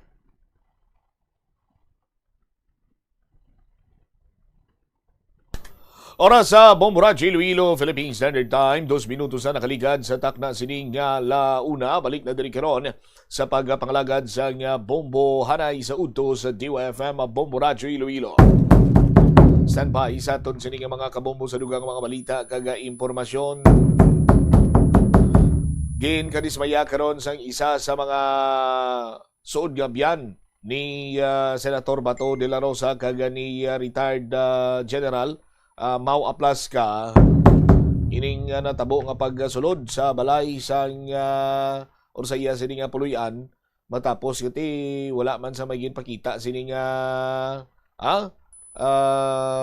dokumento katulad na bisang warrant of arrest or even search warrant sa aton sining mga kasimanwa di nagpabutyag inisang pagka kugmat bangod man nga ti may posibilidad nga kung matigayon mangin president ni Banwa nga himuon sini karon nga sa landigan kati natabo gani isa mo sini no do mangin balasihan para nga ipatigayon ang isa iya kalihok nga wala nagasanto sa aton sini nga layi. Tiluyag naton na ma-checkar ang nasambitan sini karon iya nga hitabo at the same time ang legalidad sa likod sini sa aton sini karon iya nga mga kasimanwa. Rason nga yari sa aton sini nga linya si Attorney Noel Palomado aton sini nga Bombo Abogado. Attorney Palomado, sir, si Bombo Cham, live ikaw sa Bombo Hanay sa udto. Good afternoon. Good afternoon, Bombo Cham. Good afternoon sa tagaan na minapamati sa ating programa. Alright. Attorney, luyag lang naton na maklaruhan regarding sa sining search warrant. No? Paano bala ini? Anong sistema? Anong eksakto sining pagpatuman kay mayara sang isa kahitabo with regards sa sining paglagas sang aton sini mga law enforcement agency, just like Philippine National Police, CIDG, and National Bureau of Investigation sa kay Senator Bato de la Rosa, of which mayara sa nga mando from the Department of Justice ngayon siya ang arestohon. Now, may pila na ka mga puluyan nga ginbisitahan dire ang PNP, CIDG, and National Bureau of Investigation, but to no avail, napaslawan silang arang presensya ni Senator Bato de la Rosa, but may isa dire nga nagpabutyag sa kakugmat kay Bangudman nga suod siya nga abyan ni Senator Bato de la Rosa, and napamangkot siya kung kilala yaman bala si retired General Mau Aplasca, of which hindi naman lipod sa ibalo sa mga kabombo naton ang relations sa duwa. Now karon ginpamangkot siya kung may mga search warrant why sa may pakita. So anong implikasyon sini Attorney Palomado, sir? Yes, Bombacham, no? Siguro mas maayo gid nga distinguish naton anong search warrant, no? As against the arrest warrant, o warrant of arrest, no? Ini search warrant, Bombacham, ini pariyo ni sila, no? Sa arrest warrant, nag-i-issue sa korte, no? Because court orders, no? Issued, no? Galing in diferensya yan, Bombacham, ini search warrant, nagapahanugot, no? Nagahatag sa direktiba sa ating kapulisan. Labi na libra ang CIDG, no? Pagkang FBI, no? Na magsisa, no? Magsulod, kag maglantaw, no? Mag-search sang specific na place, no? Usually it involves some goods or items, Bombacham, no? Ining mga illegal na goods, no? Ang gina-search man na Bombacham, it's either na illegal nga armas sira, no? Illegal possession of firearms, no? O kung illegal drugs, no? O kung illegal gambling devices, no? Ining mga, these are the subject of search, no? Usually these are goods and items that are illegal, no? Na ginapa-misyon sa korte, na ginamanduan ng atong kapulisan, nga sudlon ining balay, it's either a specific place or premises, nga pagkakwaon ini, no? Pag-search, kagkwaon ining illegal na item. As against sa search warrant, na diri adis sa kay Senator Bato de la Rosa, no? Bala nato search ang warrant of arrest is arestohon siya, no? To bring the person sa korte, no? Dakon siya kag dalon ang persona dito sa korte, Bombacham, no? Ang natabo dira, I think that was yesterday or the other day, dira sa Pampanga, no, maging search dira ang aton a composite team of the CIDG and NBI, no? So, isa ka balay, na daw iyo bala, o kung pariente ni Senator Robin Padilla, no? Sila kay Carino. No? Yes, sa Bombacham, no? Doon sulod ila balay. Kag ginpakitaan sila. I think wala sila ginpakitaan sa search warrant. What they have is, I believe, Bombacham is a warrant of arrest, no? Pwede na makasulod ang kapulisan, si IDG at ang NBI, dira sa premises, no? Sa premises, no? Bombacham, kung maiara ikaw sang warrant of arrest, no? Ina ang pagdakop sang isa ka tawo, like Bato de la Rosa, which under Manhunt Bong, no? Ginatawag na gamit niya sa fugitive from justice, pinangita sa sikarong, kaya pag-arrest karon on the basis of the arrest warrant issued by the ICC, no? So, hindi bala makasulod sa isa ka building o kung isa ka balay o kung other premises. Ang aton nga kapulisan, no? Ining nag-serve o kung nag-implement sang warrant of arrest o Bombacham, no? So, pwede gid, no? Pwede gid, no? Ang ginabutang sa layi, no? The officer may break into a building o kung an enclosure in the service of the warrant of arrest, Bombacham, no? Kung may ara sila sang reasonable belief, no? That the person to be arrested ato dito sa sulod sang building na Bombacham. So, kung makita natin, dapat subjective bala, no? Siguro based on information, based on intelligence report, Bombacham, no? May ara sila sang information o kung nakabutang dire, may reasonable belief sila nga dito si Bato de la Rosa sa balay naging sulod nila Bombo Champ. So with the arrest warrant, no, pwede sila makasulod sa premises nga ginatumod nila nga ato ayhan si Senator Bato de la Rosa. All right, so the term nga not necessary sarang nga mag-apply, Attorney Palomado, sir, bisan why na sa search warrant, pwede sila nga sa nasilimo gani kay Kumo may warrant of arrest sila, the officer may break into any enclosure so that nga kung may ara sila sa reasonable belief nga ara dito ang isa ka fugitive from justice, pwede ini reasonable or mambal naton nga legal ini, Attorney Palomado, sir. Yes, remember may ara sa mga armasman, no, nga nakarehistro sa kay Senator Raul de la Rosa. I believe 218 ato, no, and that very time I think sa isa ka adlaw yung pangkanselar ato sa Crimes and Explosive Office, no. So sa subong atong mga armas Bombo Champ are illegal trespass, no, with the cancellation of the permit or the license kasi ng mga armas kasi dito sa kabilog, no, would now a subject of a valid search, no. So galing kay sa tanaw ko lang, hindi man na siguro automatic yun, no. Yes. Pareho sinabi kung yung kanselar ang iya nga mga LTAP dira o kung licenses ng iya armas, no. It should have been, sa tanaw ko Bombo Champ, no, the law enforcement officer should have at least also secured a search warrant, no. Kaya pwede man ina nga may dala ka nga arrest warrant kag search warrant at the same time against a person like Senator de la Rosa Bombo Champ, no. So it could be, no, na may ara man siya sa search warrant kag arrest warrant.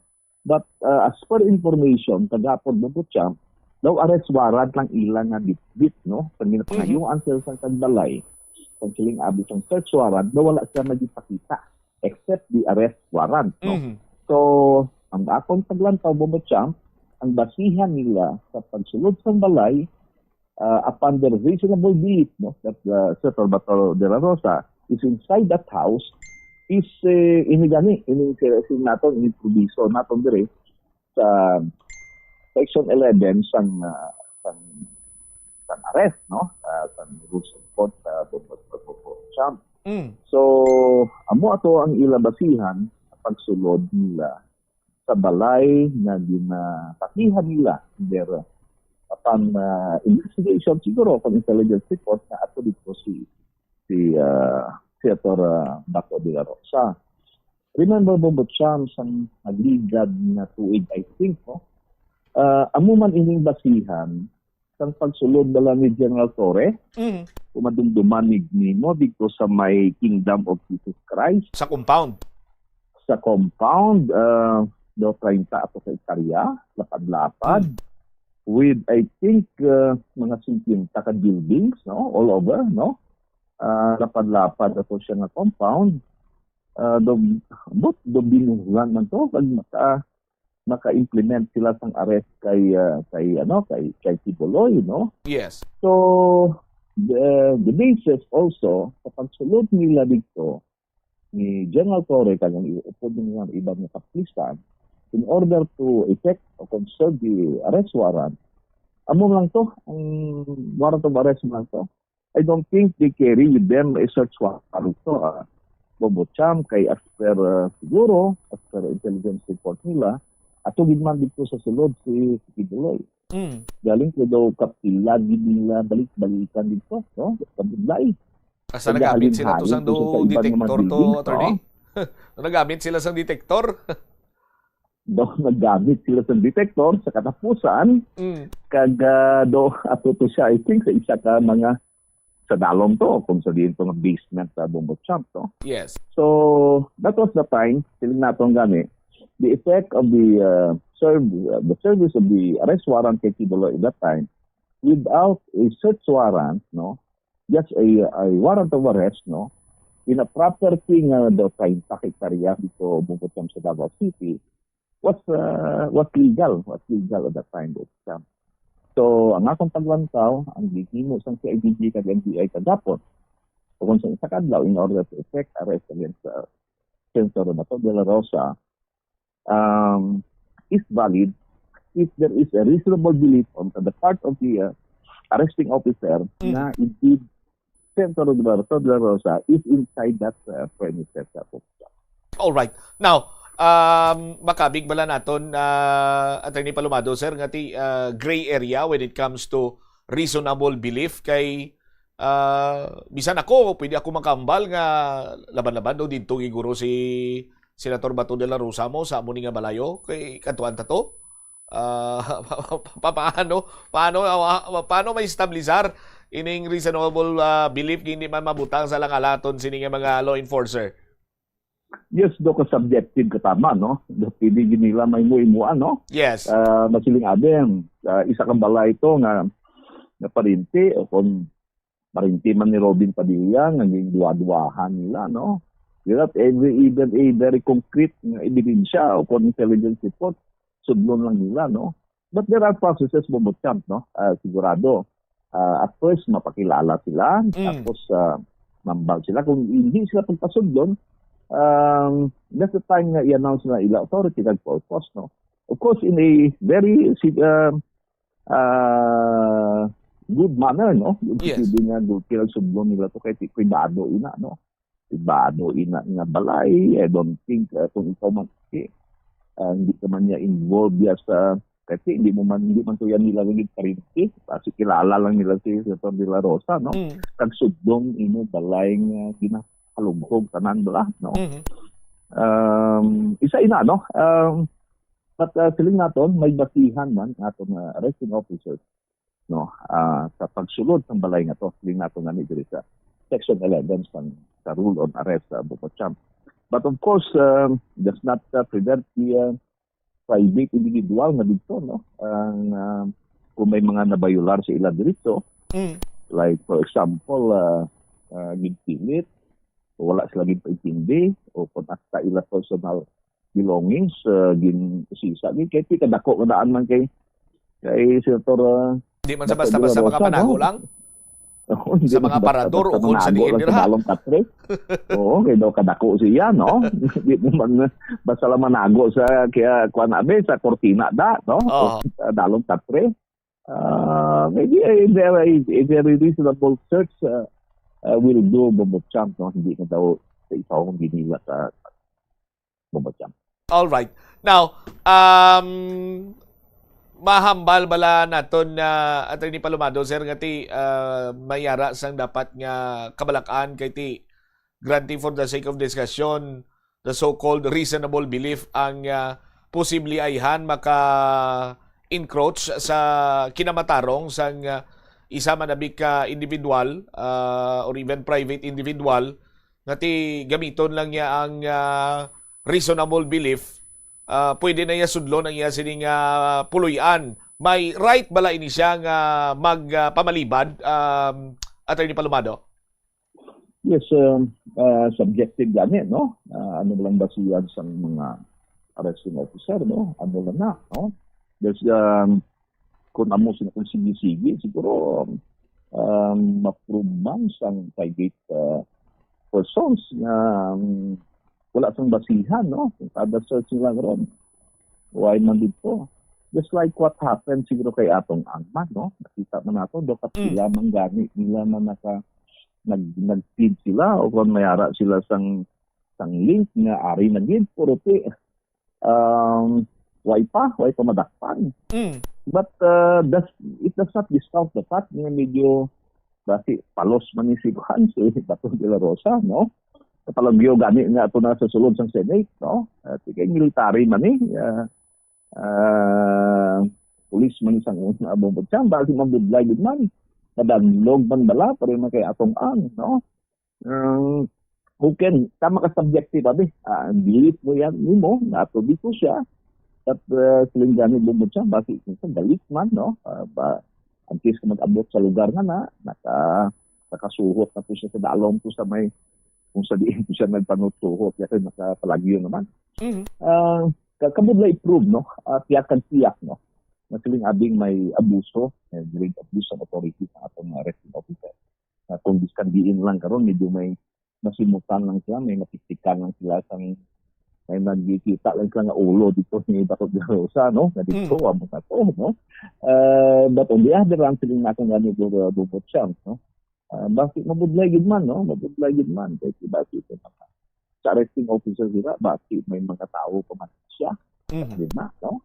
Na nagalit, gulpi lang, no? At least kami abot sa isa ka lugar, bakit may galit pa da, no? Sa sa component sa abis ang arresting team. These are things to be considered.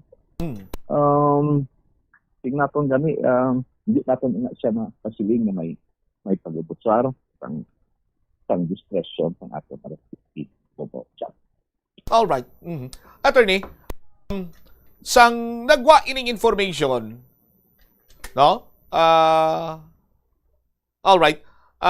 Attorney, sang nagwa ining information, pwede ka man, attorney, makasabat sang Tagalog for para iya sa aton sining national audience.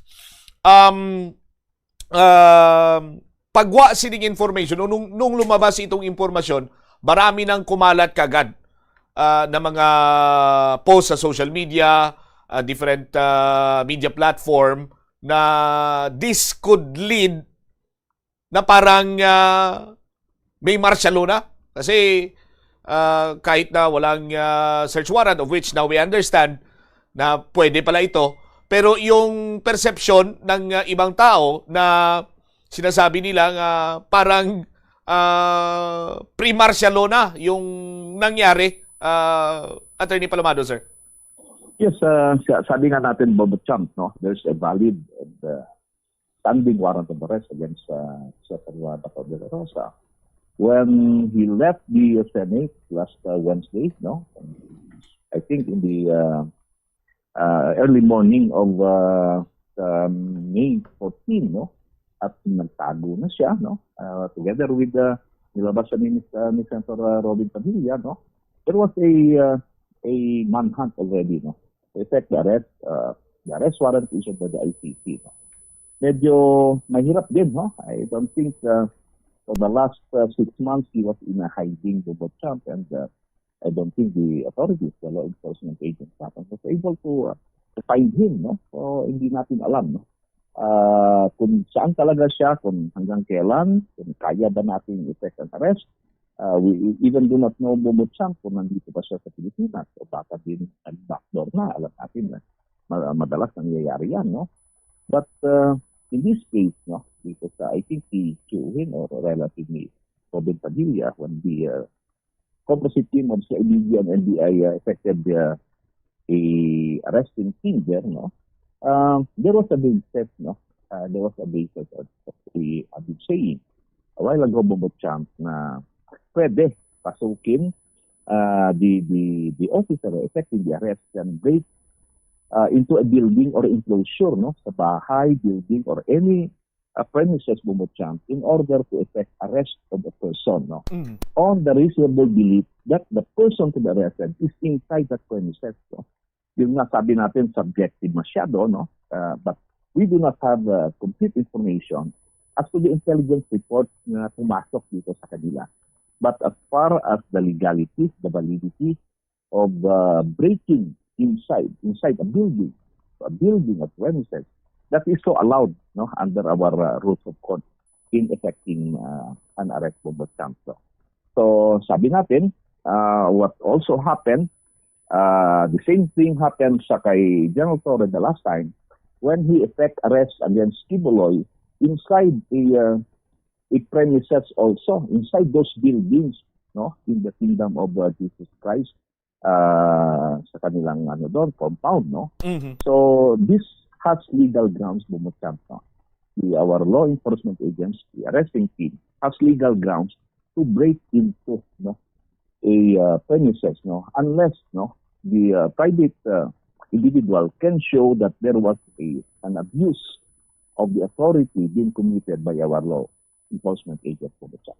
All right. So, klaro po ito, Attorney Palomado, sir, na this instance should not be in a way misconstrued na parang martial law yung dating nito, Attorney Palomado, sir. Hindi pa naman siguro bumutsamp, no? Hindi pa naman siguro. All right. Sige. Attorney Palomado, madamo ingang salamat sa imong time kag subong man information nga gin-share diri sa Bombo Radio sa luwat. Good afternoon. Good afternoon, Bumutsamp, and thank you. Deri wavit aton sini nga Bombo Abogado Attorney Noel Palomado. So, hindi dapat naton sini iyang nga daw makabig or pagakabigon nga martial law type nga lihok sa nga NBI kag CIDG PNP. Kay klaro diri banwa sa aton sini iyang layi, no? Sa sining search warrant, implementation sa search warrant kag subong man sa nga arrest warrant nga kung sa diin sa aton sini iyang mga kasimanwa yara sa aton sini iyang layi sa section 11 ining right of officer to break into building or enclosure, no? An officer, in order to make an arrest either by virtue of warrant of arrest or without a warrant of arrest as provided in section 5, may break into any building or enclosure where the person to be arrested is or is reasonably believed to be. If he is refuse admittance thereto after announcing this authority and the purpose aton sini nga mga kasimanwa. So klaro ina kag hindi lang naton pag idabok-dabukan kag misconstrue bala, no? Sala nga pag inchende kag mag-create sang panic sa aton sini nga mga kasimanwa kay ti syempre may warrant of arrest si Senator Bato de la Rosa, may mando nagikan sa Department of Justice nga dakpon ini siya kag ginkabig ini siya fugitive from justice. So therefore, sa aton sini nga mga kauturan ining mga ginapatigayon sa nga PNP, CIDG and National Bureau of Investigation sa aton sini nga mga banwa or sa aton sini nga mga kabombo, no? Ang tanan sini in accordance with law. No? Sa aton sini karon nga mga kauturan. Amo maning natabo to kay Pastor Apollo C. Kibuloy sa pag-eksplikar ni Attorney Palomado.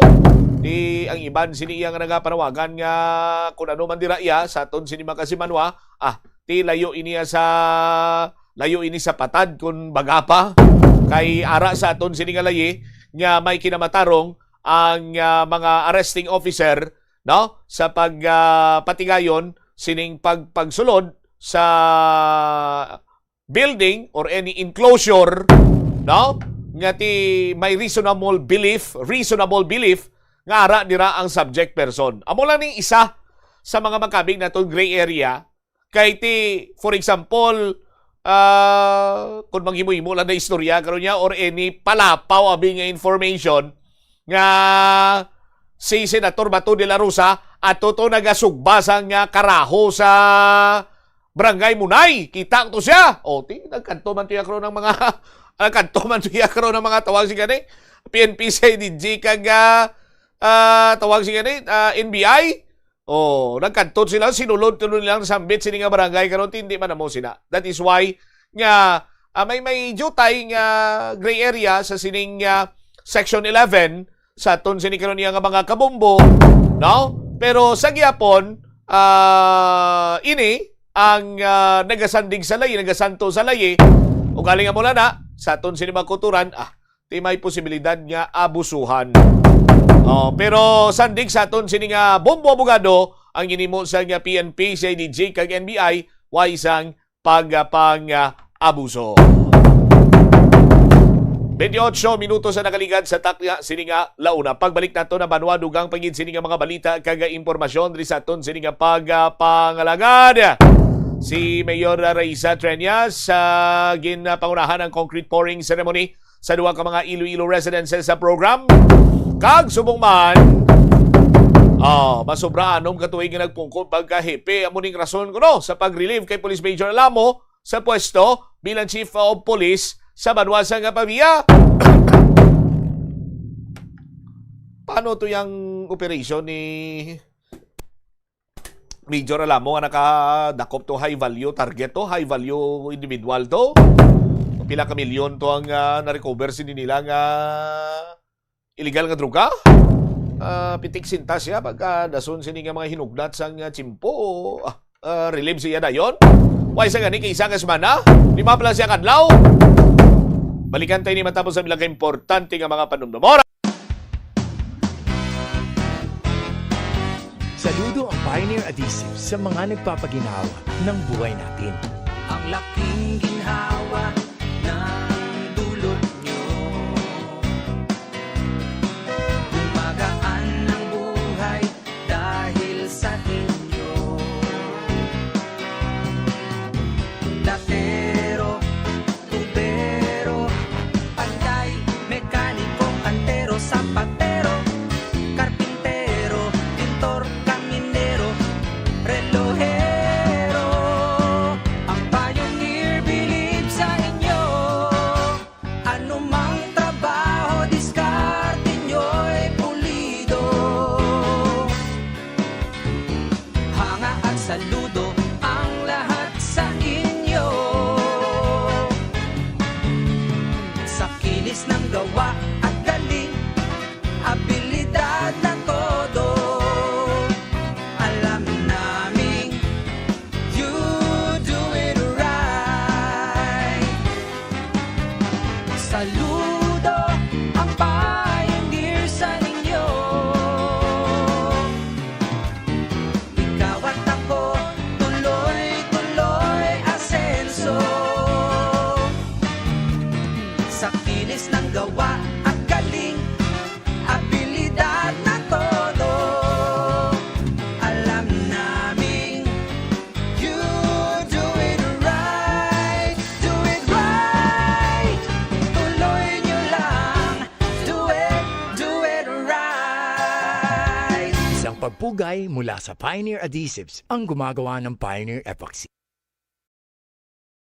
Panugyan na rin sa eksperto kon kwarta ang paghambalan. Apesar limitado ang imo abilidad nga mag-invest, ang gamay nga contribution sa investment accounts ang makabulig sa imo nga maggamit ang earned money nga maka-generate sang dugang nga income. Ikonsiderar ang pagbukas ng retirement account o kon iban nga investment account. The Farmers Bazaar, your traditional public market with the touch of Plazuela Dos, ang isa ka lugar nga gintukod sa tion kag sa kasagsagan sa COVID-19 pandemic nga may tinutuyo nga maghatag sa imo sang safe marketing experience. Subong nga ang COVID-19 hindi na gid man dako nga pamahog kag nagapakadto na kita sa next normal. Rest assured nga ang Farmers Bazaar will further evolve agud nga magpadayon sa paghatag sa inyo sing satisfying marketing experience. The Farmers Bazaar. Sa lower level, tara na pahamtang ang fish, poultry, kag meat section.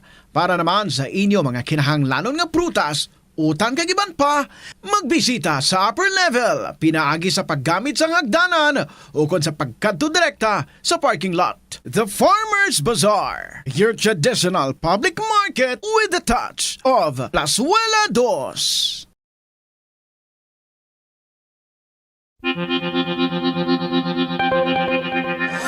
Kabombo, yari ang pwede mong himuon agud makakinot kita sa paggamit sang enerhiya. Nagagamit ka man bala sang water dispenser sa imo balay o kun opisina? Ini nga kagamitan ang isa sa mga appliances nga mahakog magkonsumo sang kuryente. Ang paggamit sang dispenser nga may capacity nga 630 watts ang mahimo makadugang sang tubtub sa 600 pesos sa imo electric bill. Gani para makakinot sang kuryente, ipasiguro gid nga ma-unplug ang water dispenser sa imo balay ukon sa opisina kung wala na ini ginagamit.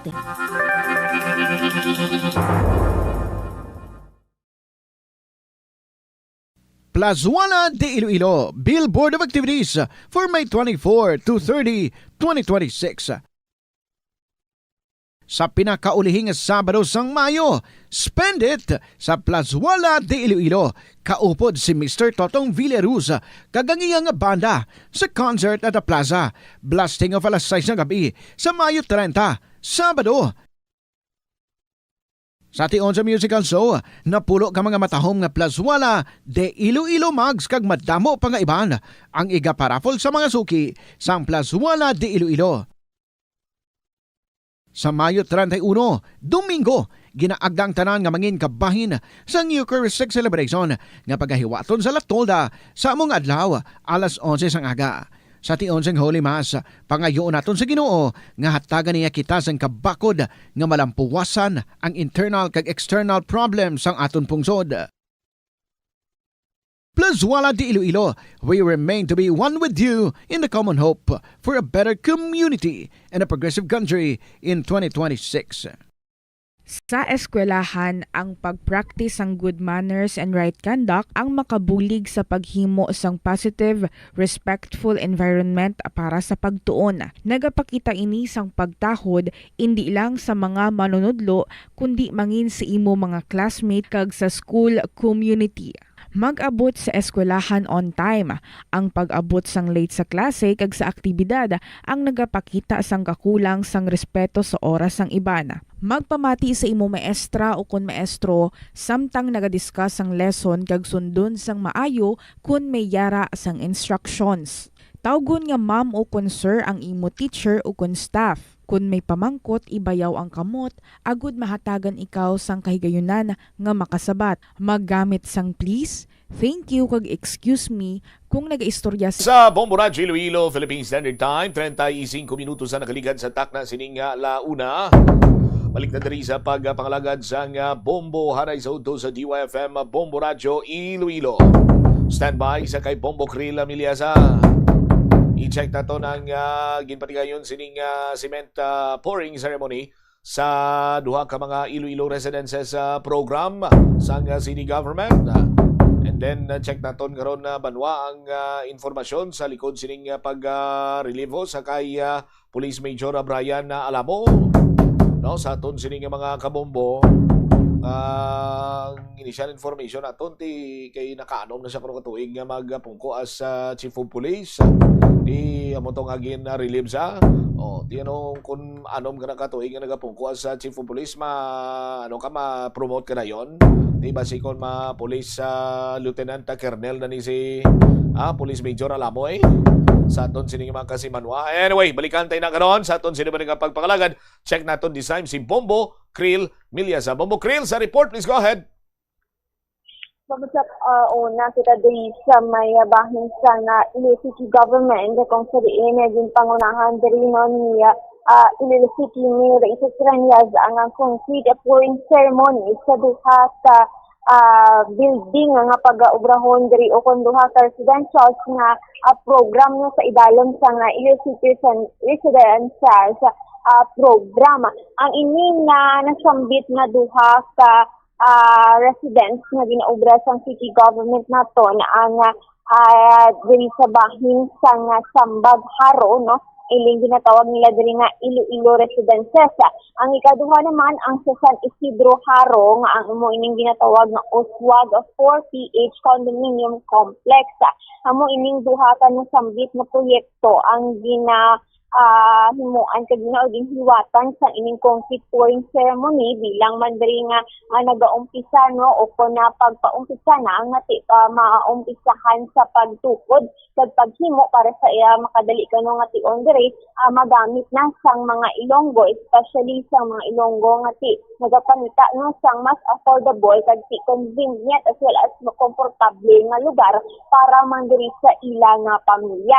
Ang ini nga Iloilo residents sa may bahin sang Sambag Haro ang pinakauna nga public rental housing project sa nga Iloilo City Government nga nagahatag diri kuno sang mas barato nga monthly fee. Kung sa diin nga ginapropose diri nga ang rental fees is as low as 850 pesos kuno ini siya kada ang ilay diri nga kada unit no nagalabot sa 27 square meters. Kasi ini nasambit diri nga proyekto ginabukusan ini siya sa nga 362 ka housing units kada duha ini siya ka building. Kag ginalantaw nga target nga ma-open ini siya sa 2027.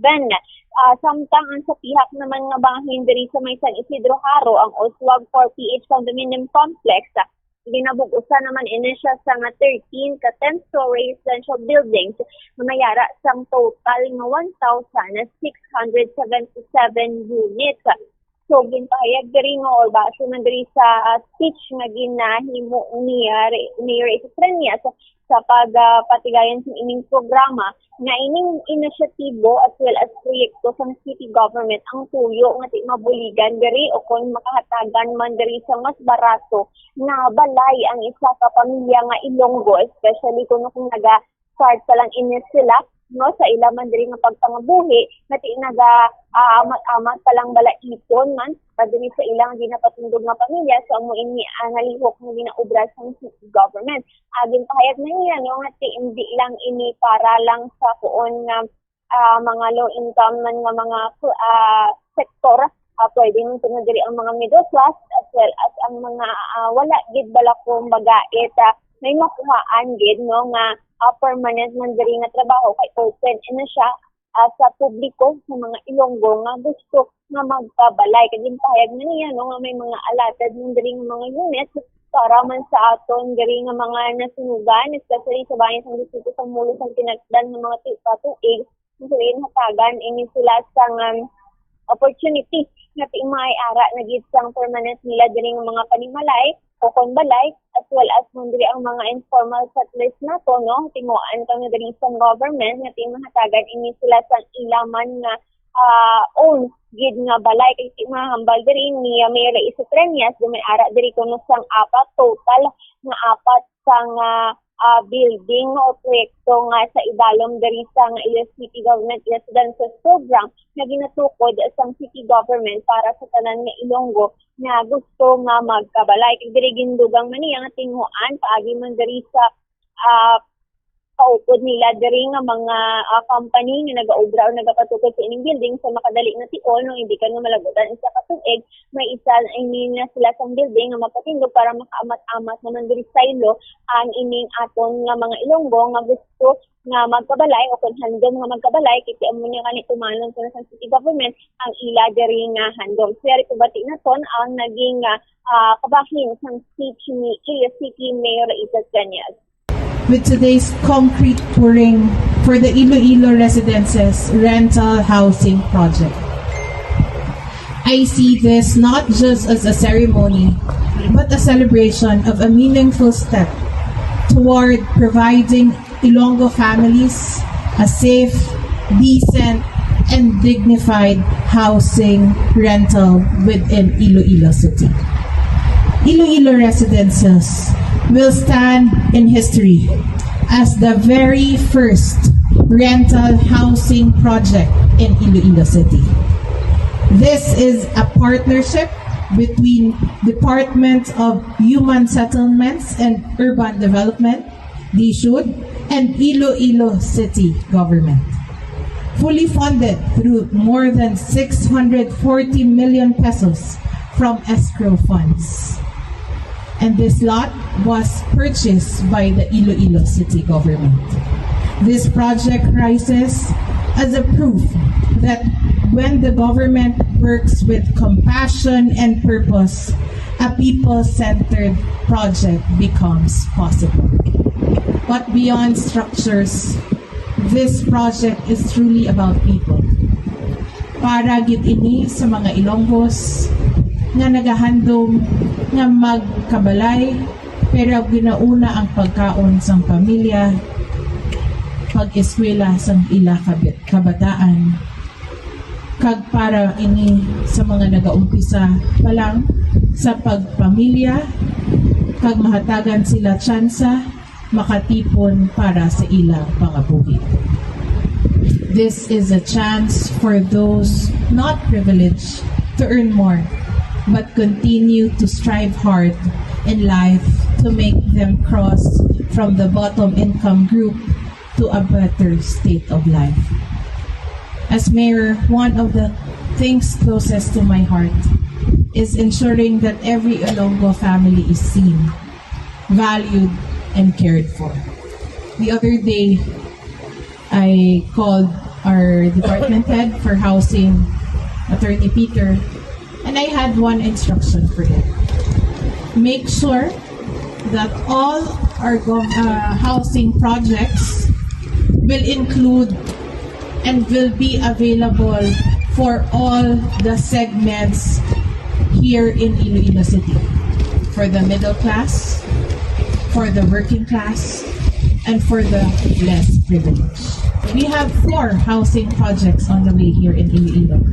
The Uswag Residences, Uswag Condominiums, Westville, and the Iloilo Residences. First, the Westville, it will be an apartment-style condominium project. 3-story in partnership with Henberg. So it's good for our teachers and government workers. Next, we have the Iloilo Residences. This is for the startup families here in Iloilo. Then we have the Rice Batiano Village. That will be for the relocation sites for the coastal areas and some of those affected by the fire in Molo District a couple of years ago. We're making sure that our housing projects here in Iloilo City gives more chances to people who needs housing, not only those informal settlers, but also the working class. Ni ang goal sa Iloilo City government to create communities where Ilonggos can safely, comfortably, and with dignity. Nga hindi mabugat sa ila pangabuhi kag makahatag sang mas dako nga paglaom para sa ila pamilya. Ang ini nga proyekto ginatukod hindi lang gamit sang simento kag bakal, kundi gamit ang paglaom kag handom para sa mas maayo nga kabuhi sa kada Ilonggo. Si Iloilo City Mayor Isis Trenya sa Bombo Chang and amo na ang ginatinuan subong sa atong diri nga city government ang mapadasig diri na mapatukod kag masaylohan na sang aton diri nga mga Ilonggo nga tinagahandom sang ilaman nga own nga balay diri man sa syudad sang Iloilo Bombo Chang. All right. Sa ibang pa diri nga balita, sabi naman kita diri sa police report kung sa diin aging pakayag diri sa nga Iloilo Police Provincial Office kaangot diri sa paglilid sa pwesto kaya Police Major Brian Alamo. Masubra anom na kuno diri ka tuig sa nga cumulative survey sa pagkahepe si Police Major Brian Alamo. Rason nga ginrelieve ini sa pwesto bilang hepe sang Pabiyang Municipal Police Station. Madumduman nga titila pa lang ini siya kaadlaw nga gin-assign kag nagtungko diri bilang hepe sang bilang hepe sa Banwa sa Pabiya. Kasi interview diri sa Bombo Radio kay Police Lieutenant Colonel Arnel Soles, ang spokesperson sa IPPO, iya diri pahayag na sunod sa layisang Philippine National Police o kung PNP, nahatagan na sang iban nga duty kag responsibility amuman ang paggasaylo sa iban nga posisyon ang isa ka pulis ko masubra na ini sa 6 ka tuig nga nagapungko bilang station commander kag tinhibaluan na nato nga si Police Police Major Brian Alamo halin ini siya sa may putotan sa police station kapira naman ini siya nagtungko man nga hepe sa nagkilailain man nga probinsya rason na take kumagad in total in service niya bilang chief of police nagalabot sa sobra 6 ka tuig. Suno pa diri kay Police Colonel Soles bangod nga ti officer in charge pa lang man ang gin-assign kay Police Major Alamo diri sa Banwasang Pabia, rason nga ti pwede ini kuno siya mahimo nga stylohon depende kung sa din ini mas kinahanglanon. Napakayag niya epektibo kahapon nga adlaw Mayo 27 ang pag-relieve diri kay Police Major Alamo kung sa diin gin-stylo na ini siya sa Subong sa headquarters or sa opisina sang IPPO. Sa Subong nagapungko anay bilang diri OIC sang Pabia MTS sa Police Lieutenant Gary Tayongtong amuman ang deputy chief no sa ining estasyon. Hinpahayag pa ni Police Lieutenant Colonel Solis na wala pa man diri kuno plan ang IPPO no ni si Police Colonel Bayani Razalan na may iban pa sang movement abi o kung may shopping nga matabo sa iban diri mga chief of police so nagkalain-lain diri na police station sa probinsya sang Iloilo. Hinpasiguro gid diri sang IPPO nga ti hindi kuno diri maapektuhan ang serbisyo sa mga kapulisan kapag pasiguro sang seguridad no sa nga publiko sa Banwasang Pabia kasunod sang pag-ilis-ilis ang ila diri nga chief of police.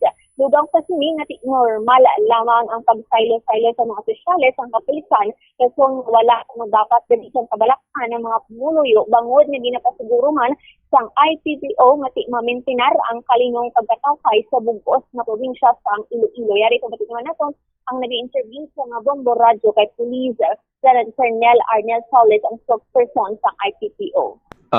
Nagbala naman nato ng iya status is officer in charge and based on the record more than 6 years of cumulative service na si Police Major Alamo bilang Chief of Police. So sa aton rules pag more than 6 years ka na nga nagiging Chief of Police so prioritized ka na to occupy other designations nga hindi pang Chief of Police.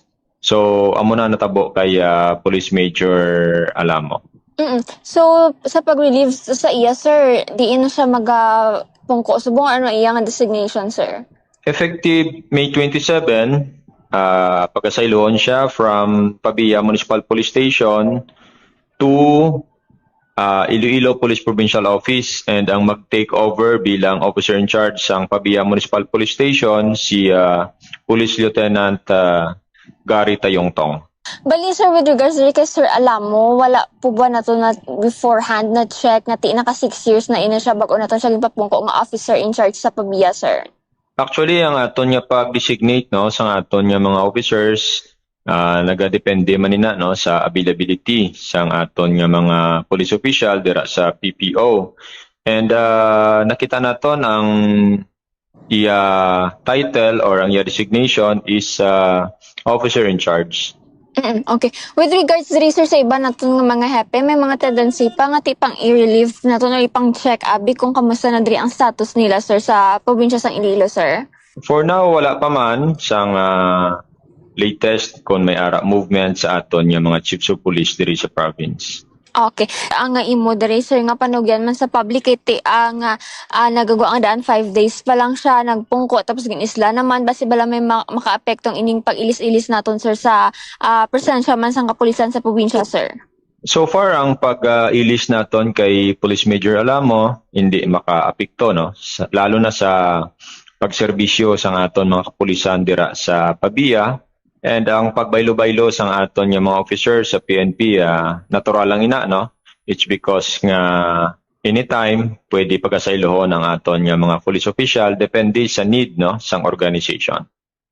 Si Police Colonel Arnel Solis ang spokesperson sang IPPO sa mga bomba champ no ginatahag diri sang IPPO naton nga ang paglilihim sa mga hepe wala sang kaantanan abi diri no sa mga kapalihanan abi sa mga kaso kundi normal lang ini nga proseso bilang isa ka pulis sa bomba champ.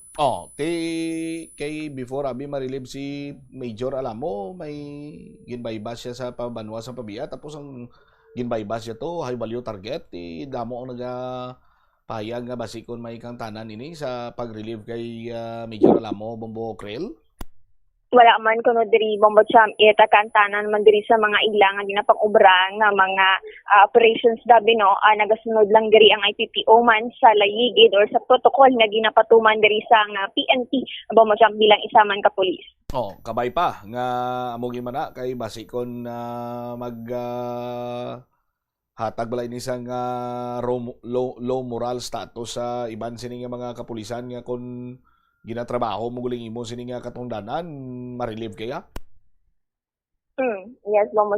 And nahibulaan man nato no sa mga previous man nga pagpungko or operasyon diri ni Police Major Brian Alamo kung kaya di man nga sang putotan kaya makita man nato nga kumiara sa mga tuning nga nagalantad no ginasolbar niya man ini kasi base man sa IPPO nga maayo ang naging performance niya bilang isa man ka hepe sa isa ka istasyon ang Bombo siya. Or sa pangkabilugan kinanglan mayo imo nga performance para nga ma-relieve ka. Kung gusto mo hindi ma-relieve, lawlaw ka lang dahil. Hindi mo ma-solve ang kasong, ginawatay, ang mga iban pa nga mga possible nga krimen. Munay, para maglawig ka sa isa ka police station as chief of police. Sumuguro ng amo ng taraksan subong sa IPPO. Hindi man dorbamat siya or sa performance, diri sila nag-base man, no? Kung paano man diri ang pagpangalagad nila diri sa may estasyon kay gina-monitor man ini sa aton nga mga kapulisan kag aside man sa performances amoy nang ginatawag nila diri nga cumulative service. So it's either 6 months or a year once na nga maging familiar ikaw diri sa may station nimo, sigurado nga i-assign ka naman para ti ma-maintainer diri ang imo man nga pagserbisyo sang fair, no, sa mga pumuluyo man sa kudin ikaw din na-assign nga banwa o kung probinsya Bombo siya. Alright. Para sa mga nagtipon na balita inyo si Bombo Clepan Salis Niliaza and this is Bombo Radio Philippines, dinamawanan mo sa source of news information basta Radio Bombo. Salamat gid na Bombo Krill Miliasa sa imo sining follow-up report. Sa aton sining mga kabomboti ang balasyan kuno kay ti damo na or napuno ng cumulative years ni Major Alamo nga nagpungko bilang chief of police. Ti ko na muna gali dapat ginlantawan ay ang credentials ni Major Alamo yan ti siya gimbutang das pabiya kay kung na muna gali nga napuno yan ang cumulative years niya sa aton sining mga kauturan.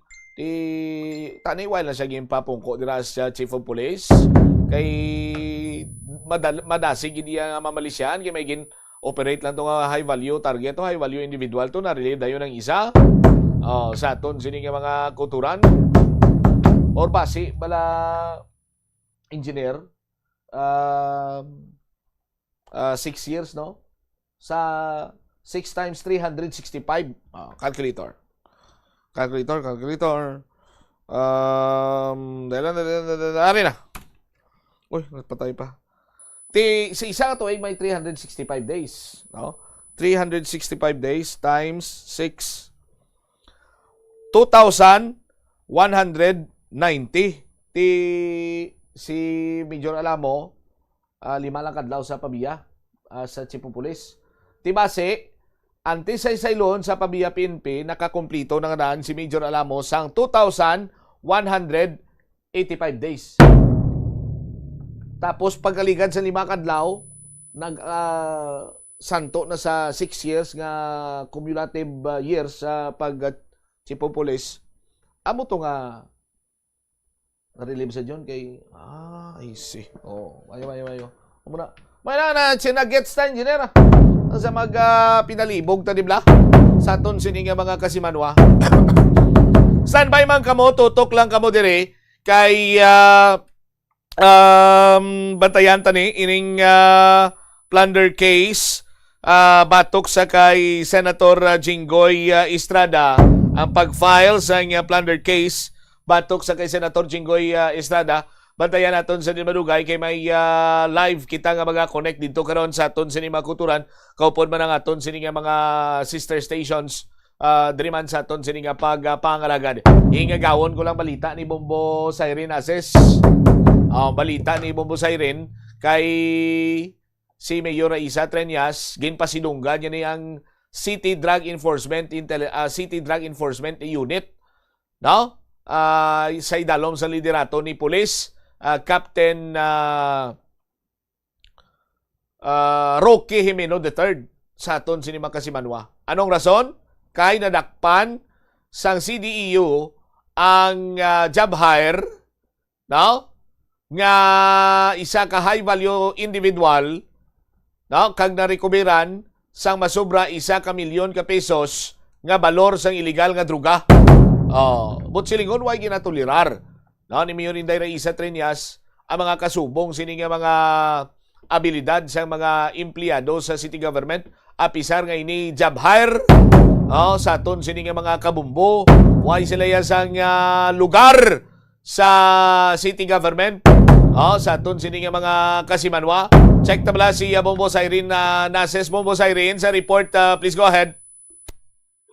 Ginpasidunggan ni Iloilo City Mayor Raisa Triñas ang City Drug Enforcement Unit o CDEU matapos ang madinalagon na drug bypass operation sa Zamora Miliesa City proper kagabi. Nangligad na gabi na nagresulta sa pagdakop ng isa ka high-value individual nga job hire sa Iloilo City Government. Suno kay Joy F. Pantilaga Gordal, spokesperson ni Iloilo City Mayor Raisa Triñas, ang operasyon nagpakita sang seryoso nga kampanya sa kapulisan kaliban pa nga mga law enforcement agencies kontra illegal nga droga, saging pasiguro man sang alkalde nga nagapadayon ang full support ng Iloilo City Government sa isini nga kampanya. Ginpahayag man ni Gordal, naging manduan ni Iloilo City Mayor Triñas ang concerned office nga i-validate kung aktibo pa ang kontrata sang sining individual sa Iloilo City Government kag kung saan o ang inaulihin nga duty. Dugang panigozal, kabahin sang mas hugot ka kampanya sang syudad sa idalong sang Triñas Administration batok sa illegal na droga ang ginpagwa nga Executive Order number 2026-037 ukon ang drug-free workplace policy nga nagakover sa tanang nga public officials, employees, job hires kag contract of service personnel sang syudad. Ginpatahagman ni Iloilo City Mayor Triñas nga hindi pagtuliraron sang alkalde ang bisan ano nga involvement sa illegal nga droga, bisan ano pa ang posisyon o employment status ng isa ka individual. Kag sa piyak sini ginpasigurado man sang aton alkalde nga padayon nga magaupod ang Iloilo City Government sa mga law enforcement agencies agod mapabilin nga malinong mahilway kag drug-free ang syudad sa Iloilo kag yari pamatian naton ang pahayag ni Joy F. Pantilaga Guzal, spokesperson sa Office of the City Mayor. Gina-commend ged sang aton nga alkalde Mayor Raisa Triñas ang City Drug Enforcement Unit sa ila madinalagon nga drug bypass operation nga ginpatigayon kagabi dira sa may Zamora Miliesa sa city proper, no, nga nagresulta sang pagkaaresto sang isa ka persona nga gin-identify niya kaugalingon as job hire sang Iloilo City Government. Ang ini nga operation nagapakita lamang nga seryoso kita, no, especially ang aton sining mga kapulisan kag ang aton nga mga law enforcement agency sa kampanya kontra illegal nga droga kag ang Iloilo City Government under the Triñas administration full support gid diri, no. As to the job hire or nagpakilala job hire nga taga Iloilo City Government, ipa-validate ini sang aton alkalde sa concerned office kon ining individual yara pagidman ang iyang contract sa Iloilo City Government kag kun huo san-o ang iya sini nga last rendered nga duty. Kay kumadumduman ninyo nagligad lang to nga sinimana nagpagwa man ang aton nga alkalde sang Executive Order number 2026-037 o kung ang ginatawag natin nga drug-free workplace policy, no, sang Iloilo City Government nga naga-cover diri ang tanan nga mga public officials, mga empleyado, mga job hires, and even mga COS personnel naton. So part ini sang aton sini nga kampanya sang sini nga administrasyon, no, sa mas hugot nga kampanya naton para sa drug-free workplace kag mas mapabaskog pagid naton ang accountability kag disiplina, no, sa paghatag naton sang serbisyo sa aton sini nga mga pumuluyo. But luyag man naton nga klaruhon nga ang ining administrasyon ni Mayor Raisa Triñas iwala niya ini kinatolerar ang bisan ano or bisan sino nga involved sa illegal drugs regardless sa nga posisyon or employment status. Kag kita diri sa Iloilo City Government padayon kita nga support magaupod sa aton nga law enforcement agencies agud mapabilin nga safe, peaceful kag drug-free ang Iloilo City. Nabatian si Joy F. Pantilaga Guzal, spokesperson sa Office of the City Mayor.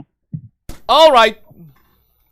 Dugang pa diri Bombo Champ no, nga nagwaang ini nga pahayag ni Iloilo City Mayor Trias matapos madakpan ang isa sa ginakabig nga high-value individual o called HBI sa isa ka drug bypass operation sa Barangay Zamora Milleza City proper nga nagaubra ini siya sa idalom sang Facility Conservation Office sa Iloilo City Government. Kag ang aton nga subject din kilala kay alias Dadang nga 47 anyos kag residente man sa Barangay Zamora Milleza City proper nga nakuha sa iya ang masobra 240 grams nga ginapatihan shabu nga may standard drug price Bombo Champ nga kapin 1.6 million lakip na dira ang bypass money nga nagabalor 12,000 kag iban pa nga mga non-drug items. Kag nahibaluan mga Bombo Champ na ining si alias Dadang nadakpan na ini siya sa ginpatigayon man nga drug bypass operation sa Banwa sang Mandurriao sang 2015 kag napriso ini sa New Bilibid Prison kag sang 2024 lang ini nga nakagwa sa presuhan kag samtang ara siya sa presuhan ining si alias Dadang may ara siya ining ginakontak sa sagwa nga mga drug personality nga amo ang ginakuhaan niya sing supply kag napaagi ini sa isa ka cartel Bombo Champ. Distrito sang Mandurriao Bombo Siren ha. Bombo Champ. Distrito hindi nga Banwa. Anyway, thank you again Bombo Say. Ini si Bombo Siren Nates and this is Bombo Radio Philippines, the #1 and most trusted source of news and information. Basta Radyo Bombo. Dari wabit report ni Bombo Say Rinases may gantanan sa sining pagkaresto sa high value individual nga dyan bahayar sang City Hall. Iway niya sang lugar na sa may City Hall ang bal ni Mayor Reza Trias. Sigihan nyo pa, pangdakpa nyo pa. Standby sa aton sining mga kabombo, check naton sining koneksyon direktamente sa Bombo News Center sa sining pag-file sang kaso nga plunder batok sa kay Senator Jinggoy Estrada. News Center, please go ahead.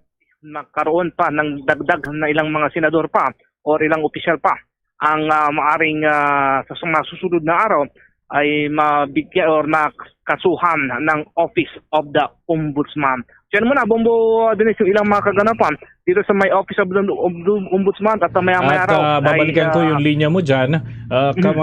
May mga development pa sa bahaging yan ng Office of the Ombudsman. Rin tayo dyan sa Senado, kumustahin natin kung paano naman nag-aabang yung kampo ng mga senador kaugnay sa mga development na ito. Baka may mga initial reactions na rin hinggil dyan. Ating alamin sa pagtutok naman ni Bombo Angelo Aganan.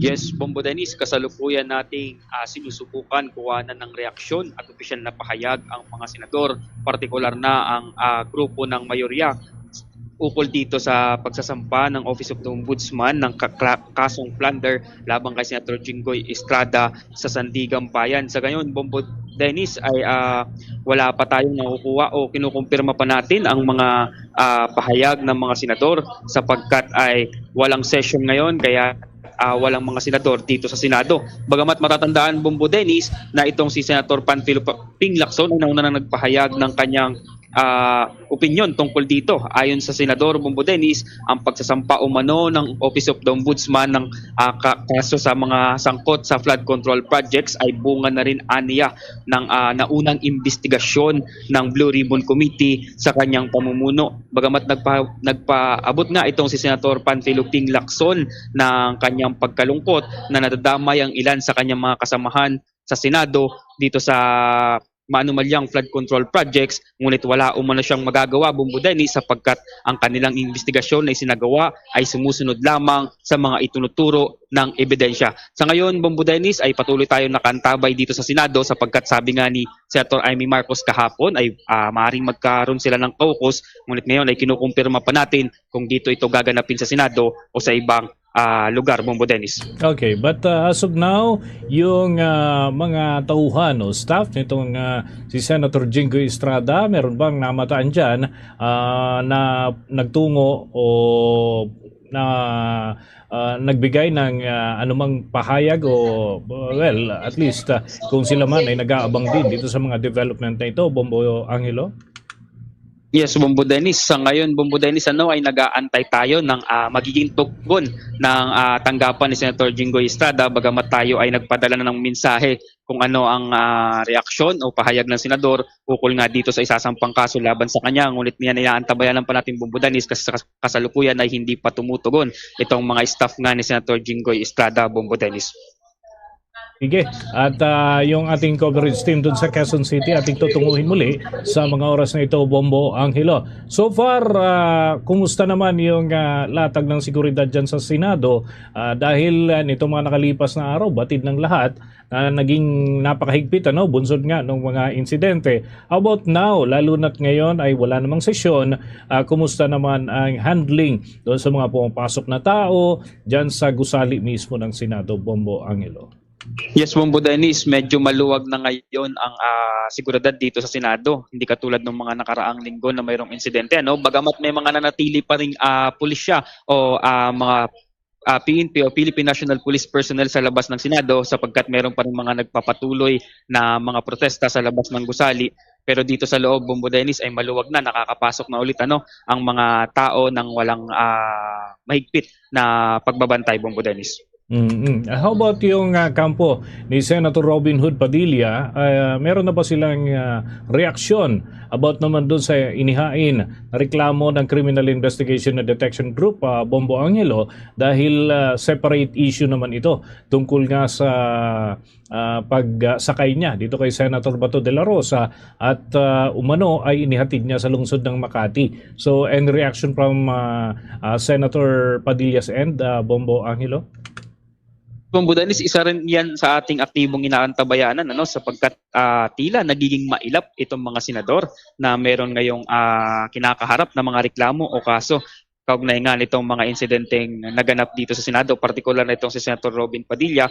Although, Bombo Dennis, matatandaan na itinanggi na nga nitong si Senator Robin Padilla na itinakas niya itong si Senator Ronald Bato de la Rosa kasi ang katwiran ng senador ay wala naman daw itong opisyal na arrest warrant mula sa local courts. Sa ngayon, Bombo Dennis, ay kinukunan din natin ng pahayag itong si Senator Robin Padilla, maging ang kanyang staff, at inaantay natin ang kanilang magiging tugon sa katanungan ng Bombo Radio Philippines, Bombo Dennis. Sige, standby ka lamang dyan, Bombo Angelo. Kung may mga karagdagang update ay agad tayong magbibigay ng mga impormasyon sa ating mga tagapanood at tagapakinig dito sa Bombo Radio Philippines. From your end, Bombo Angelo? At yan muna ang mga latest updates mula dito sa Senado. Ako si Bombo Angelo Ganan, and this is Bombo Radio Philippines, the number one and most trusted source of news and information. Basta Radio, Bombo! At sa mga oras na ito, balik tayo dyan sa lungsod ng Quezon kung nakarating na yung team dun sa area ng filing of charges, sapagkat hindi yun naman kalayuan yung lokasyon ng Office of the Ombudsman at yung Sandigan Bayan. Pareho po itong nasa lungsod ng Quezon, yun nga lang ay magkahiwalay ho na tanggapan. Mas malapit ho yung Sandigan Bayan sa opisina ng Kamara de Representantes. Halos ilang hakbang lamang po ito, pero yung Office of the Ombudsman naman ay mas maunang dadatnan kung galing ka dito sa southern portion ng Metro Manila. So para lamang sa kabatiran ng ating mga taga-subaybay at mga hindi pa nakatungo dyan sa natura mga opisina, ito mga kabombo ay magkahiwalay na gusali at yan ay nasa magkabilang parte ng lungsod ng Quezon. So yan yung ating inaantabayanan ngayon kung ano yung mga development kaugnay dun sa filing of charges para naman dito kay Senator Jinggoy Estrada. Isa hong sensitibong kaso ang ihahain kung sakasakali ang isang plunder case ay papatako dun sa usapin na wala ho itong bail na nirerekomenda basically, pero kung may mga konsiderasyon din naman dahil sa mga nakalipas na pagkakataon, nasampahan na rin ho ng mga kaparehong kaso itong si Senator Estrada, but of course ay may laban dyan sa korte at legal battle ho yan mga kabombo. So titignan natin kung ano magiging handling ng kanyang legal team after the filing of charges sa isang mabigat na reklamo laban ho sa kanya mga kabombo. I-check natin maya-maya ang area ho ng Sandigan Bayan sapagkat ito yung anti-graft court para sa kabatiran ng atin ho mga kabombo at mga ka-Star Nation. Yung Office of the Ombudsman ang nagre-rekomenda ng mga isinasampang reklamo dyan po sa anti-graft court habang ang Ombudsman sila ay anti-graft body. So sila yung nag-iimbestiga at the moment na makitaan ho ng probable cause ay sila naman yung maghahain ng reklamo dyan sa tanggapan ng Sandigan Bayan. So ganun ho ang kanilang mga task, no? Ay yung kanilang papel dito sa mga usapin na ngayon ay kontrobersyal na pinag-uusapan, lalo na't mga senador ng bayan. Yun pong hinahabol ukol dito sa mga kaso po na ito. Of course, hindi naman ito conviction, ito ho ay filing pa lamang ng kaso. So sabi nga niyan, habang hindi pa ho napatutunayan ay tratuhin bilang inosente ang mga inaakusahan. So i-check natin mga kabombo ang sitwasyon dyan sa may Sandigan Bayan sa lungsod pa rin ng Quezon. Si DJ Kimi ay nasa linya. DJ Kimi, kumusta na dyan? Please come in. Yes, Bombo Dennis, nakatanda na nga sa pagkakaso ang isang senador, lalo pa iimbestigahan na ombudsman hanggang ang 10 senador. Kabilang nga po yan o kaugnay nga iyan. Ito matapos sa nakasangkot ang pangalan ni Senador Estrada sa pagtanggap umano sa kickback mula sa flood control project. Bukod nga kay Estrada, sinasabing hinug na rin ang isinasampang kaso laban kay Senator Joel Villanueva. At kaugnay nga yan na Bombo Dennis, hinihintay pa natin kung ano yung magiging update dito sa Sandigan Bayan. At maya-maya lamang nga ipupunta na sila o magtutungo na sila sa Ombudsman, Office of the Ombudsman. Kaugnay nga ng itong update dito sa isinasampang kaso kay Senator Estrada. Bombo Dennis. Kumusta naman yung presensya ng mga maghahain ng kaso? Full force ba sila dyan sa kanilang pagsasampa ng reklamo, DJ Kimi, para lamang sa kabatiran ng ating mga tagapakinig at tagapanood? Paano natin isasalarawan yung team ng magpa-file or nag-file ng reklamo against Senator Jinggoy Estrada?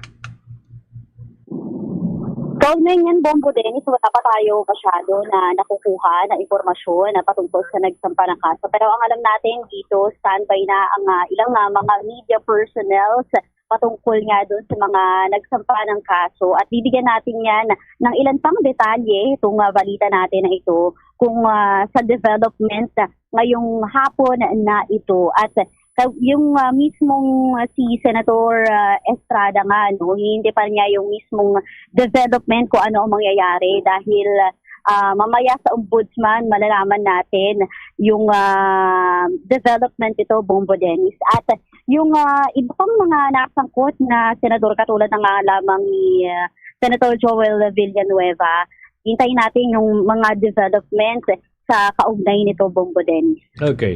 DJ Kimi, para din sa kaalaman ng ating mga tagapakinig at tagapanood, basically kasi ang nangyayari dyan sa anti-graft court, the moment na may mag-file ng reklamo, siguro after a few minutes pwede na silang mag-raffle ng naturang kaso kung saang division ito mapupunta. And afterwards, sila naman ay pupwede na maglabas ng mandamiento de arresto kung makikita nila yung sapat na rason para gawin ito. And later on, yan naman yung isisilbi doon sa mga inaakusahang personalidad. But there are instances na mas matagal, no? Mas matagal bago maglabas ng direktiba para kung aarestuhin ba o hindi ang isang inaakusahang individual. Lalo't ito'y akusasyon pa lamang naman at hindi pa naisasalang sa mga kaukulang proseso. But basically, pagka medyo prominent personalities,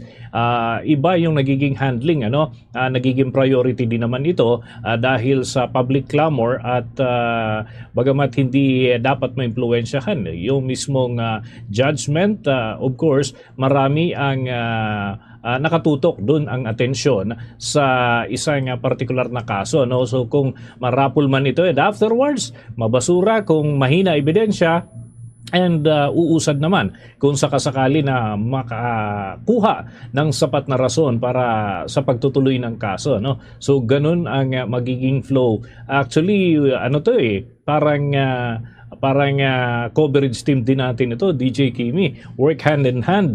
Yung tanggapan ng Tanod Bayan o yung Office of the Ombudsman, sila yung anti-graft body na nag-iimbestiga. And afterwards, ang maghahandle ng mga reklamo yung anti-graft court, which is the Sandigan Bayan. So ganun ang magiging setup nito at inaasahan natin na mas magiging mabusisi yung handling dito, lalo't may mga expected pa ng mga personalities din na sasampahan ng reklamo. So kumusta naman ang lagay ng panahon dyan sa Quezon City sa ngayon para hindi maantala kung may mga dokumento, kasi syempre kung bulto ng mga dokumento kailangan may ingatan ito.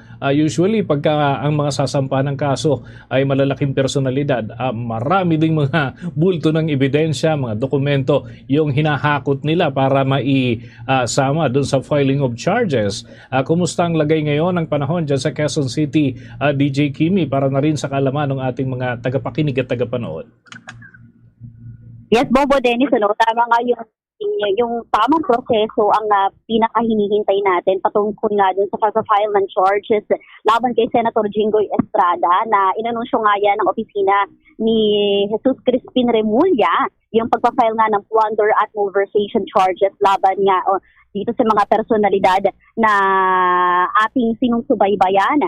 At kaugnay nga yan doon sa mismong flood control scam o projects na inuugnay sa mga pangalan katulad na lamang nila Senator Jinggoy Estrada at Joel Villanueva. Patungkol naman sa mismong panahon na Bombo Dennis, gayon pa rin, maalinsangan ang panahon, mainit katulad ng mga nangyayari dito sa Sandigan Bayan. At syempre, dahil nga dadaan sa mahabang proseso itong kaso na ito na final dito nga mula sa Sandigan Bayan patungo sa Ombudsman, mainit, maalinsangan, parang wala tayong nararamdaman na kahit anong hangin man lang katulad ng pagpipigil ng hininga ng mga personalidad, ilang mga tauhan dito sa Sandigan Bayan, Bombo Dennis.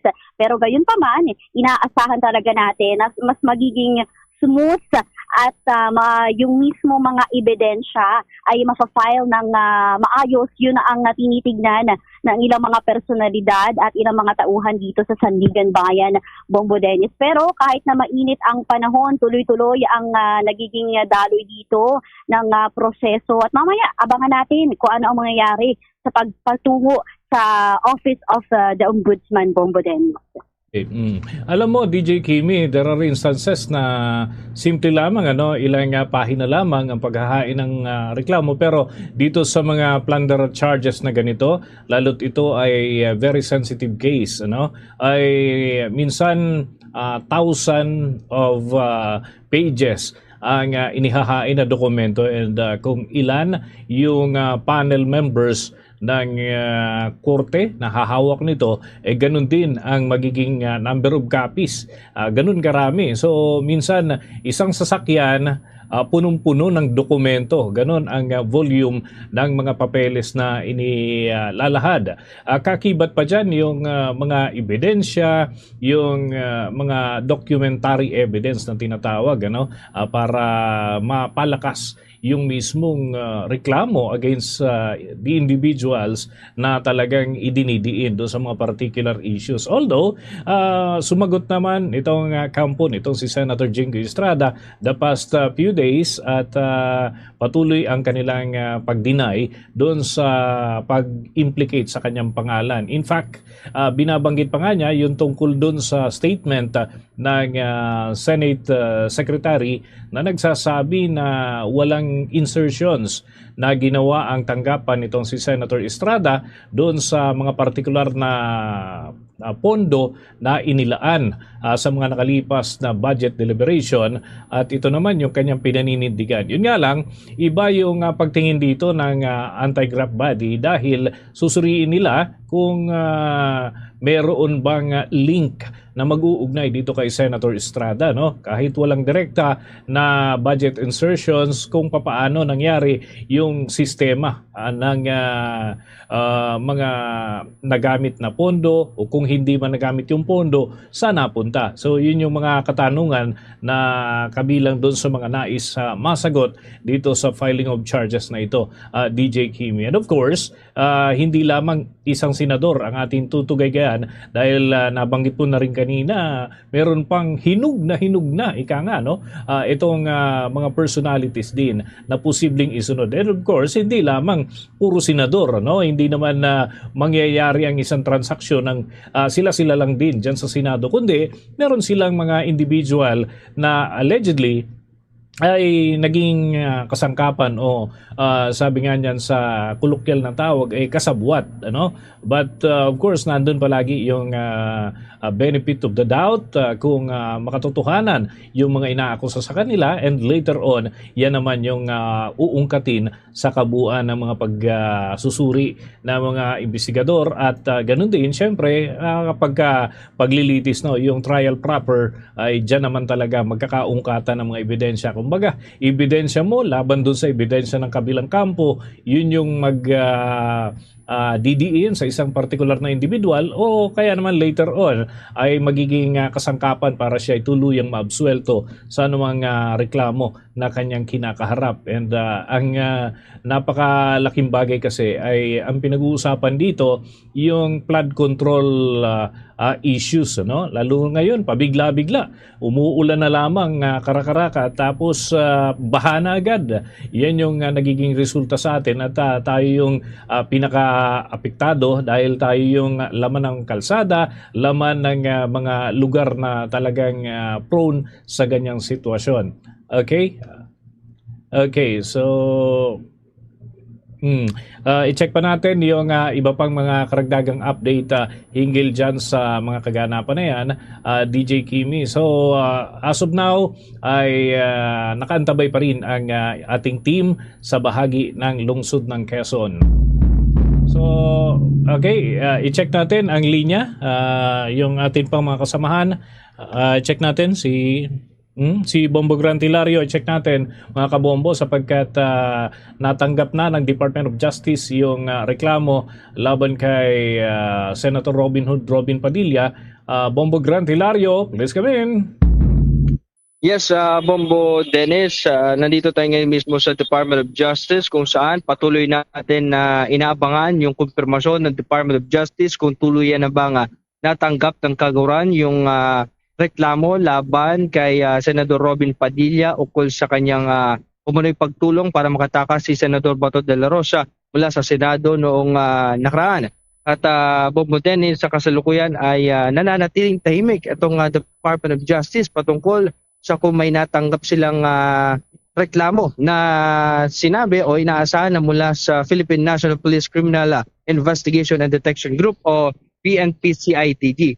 Sa ngayon, patuloy tayo nakakantabay kung totoong o formal na bang naihain ng pambansang pulisya ang naturang reklamo laban sa senador, sapagkat itong Department of Justice ay kamakailan din na sinabi na bukas sa kanilang tanggapan o kaguran para sa anumang paliwanag o panig ni Senador Robin Padilla ukol sa mga aligasyong kanyang kinakarap. Sa ngayon, pagtitiyak ng Department of Justice na isa sa ilalim sa proseso at legal na pamamaraan ang anumang reklamo na idudulog sa kaguran. Ano ay makatitiyak na kikilalanin ang karapatan ng bawat isa na nasasangkot sa reklamo. Bombo Dennis. Okay, Bombo Grant, meron na bang mga initial na order ang Department of Justice kung kailan ang susunod na hakbang dito, at ano yung mga proseso para naman sa kampo nitong si Senator Robin Hood Padilla para makatugon sila dito sa naturang usapin, at kailangan ba na personal din siyang humarap sa mga susunod na araw, Bombo Grant? Bombo Dennis, paglilinaw lamang na wala pang formal na anunsyo itong Department of Justice patungkol sa reklamo na inihain umano ng Philippine National Police Criminal Investigation and Detection Group laban kay Senador Robin Padilla.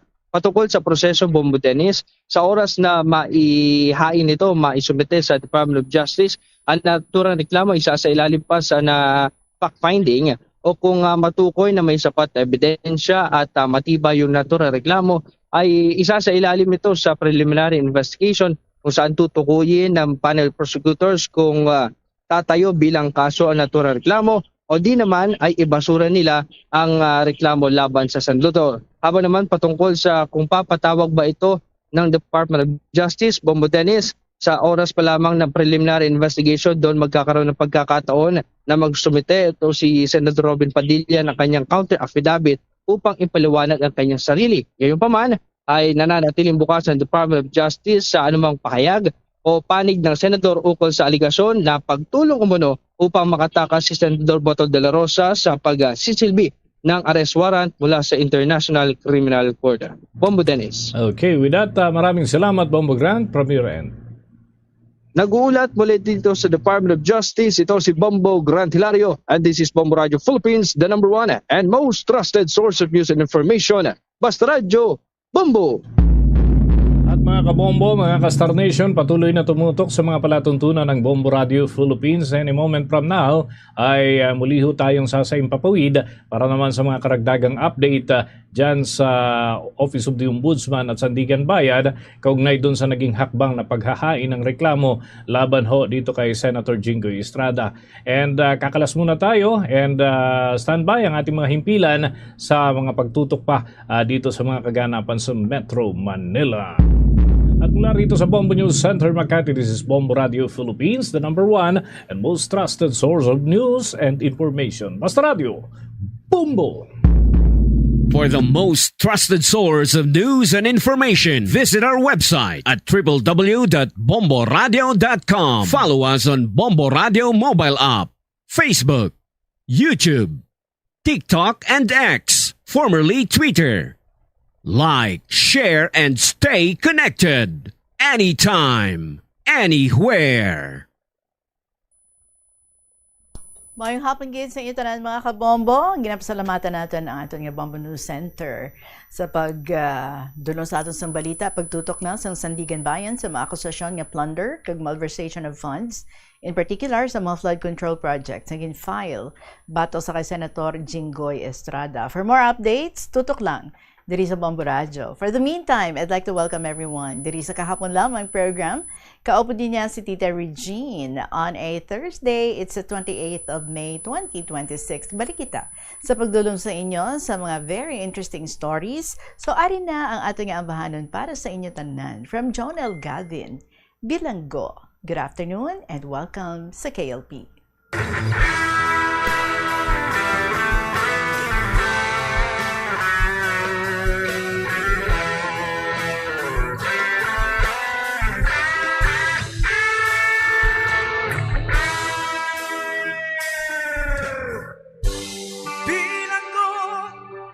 Sa dagat na apoy, di makahinga sa init na dumadaloy. Ialay mo ang bagong pag-asa sa tulad kong nasadlak sa pagkakasala. Iahon mo ako sa nagliliyap na apoy at nang maiwaglit ang bakas ng kahapon. Iahon mo ako sa nagliliyap na apoy na aking matikman ang tamis ng sandali.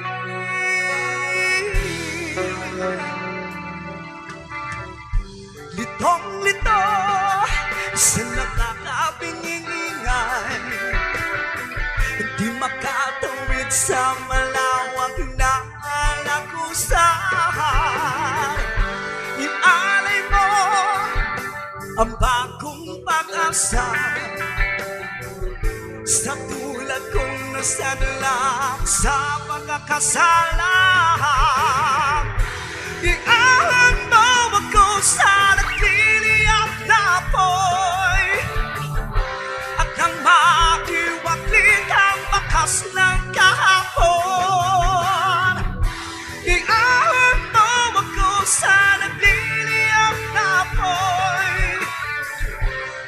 aking matikman ang tamis ng sandali.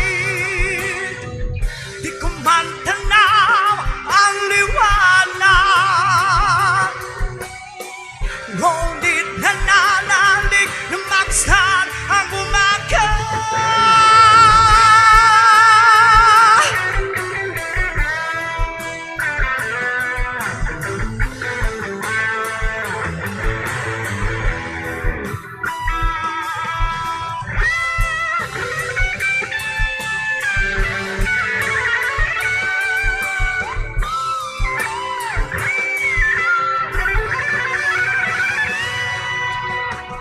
Di makahinga,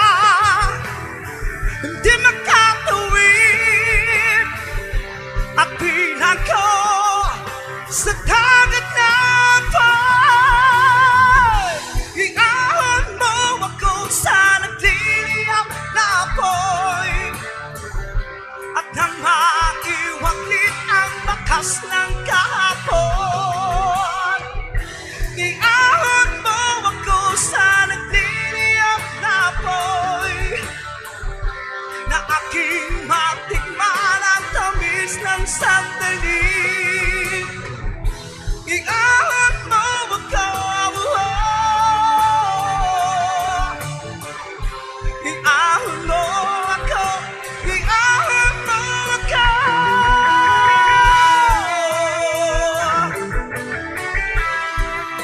Iahon mo ako, iahon mo ako. Bilanggo, Jonel Galvin, ang pamangkot, mabilanggo gid man bala si Senator Jinggoy Estrada o kung maabsuelto siya sa mga kasong ipasaka sa iya. Tutukid pamati gid diri sa Bombo Radio, mga kabombo. It is now 2:35 in the afternoon. Kaupo ninyo si Tita Regine. I'd like to proceed sa atong first story ginpadala ni Mar of 4th District. Dearest Tita Regine.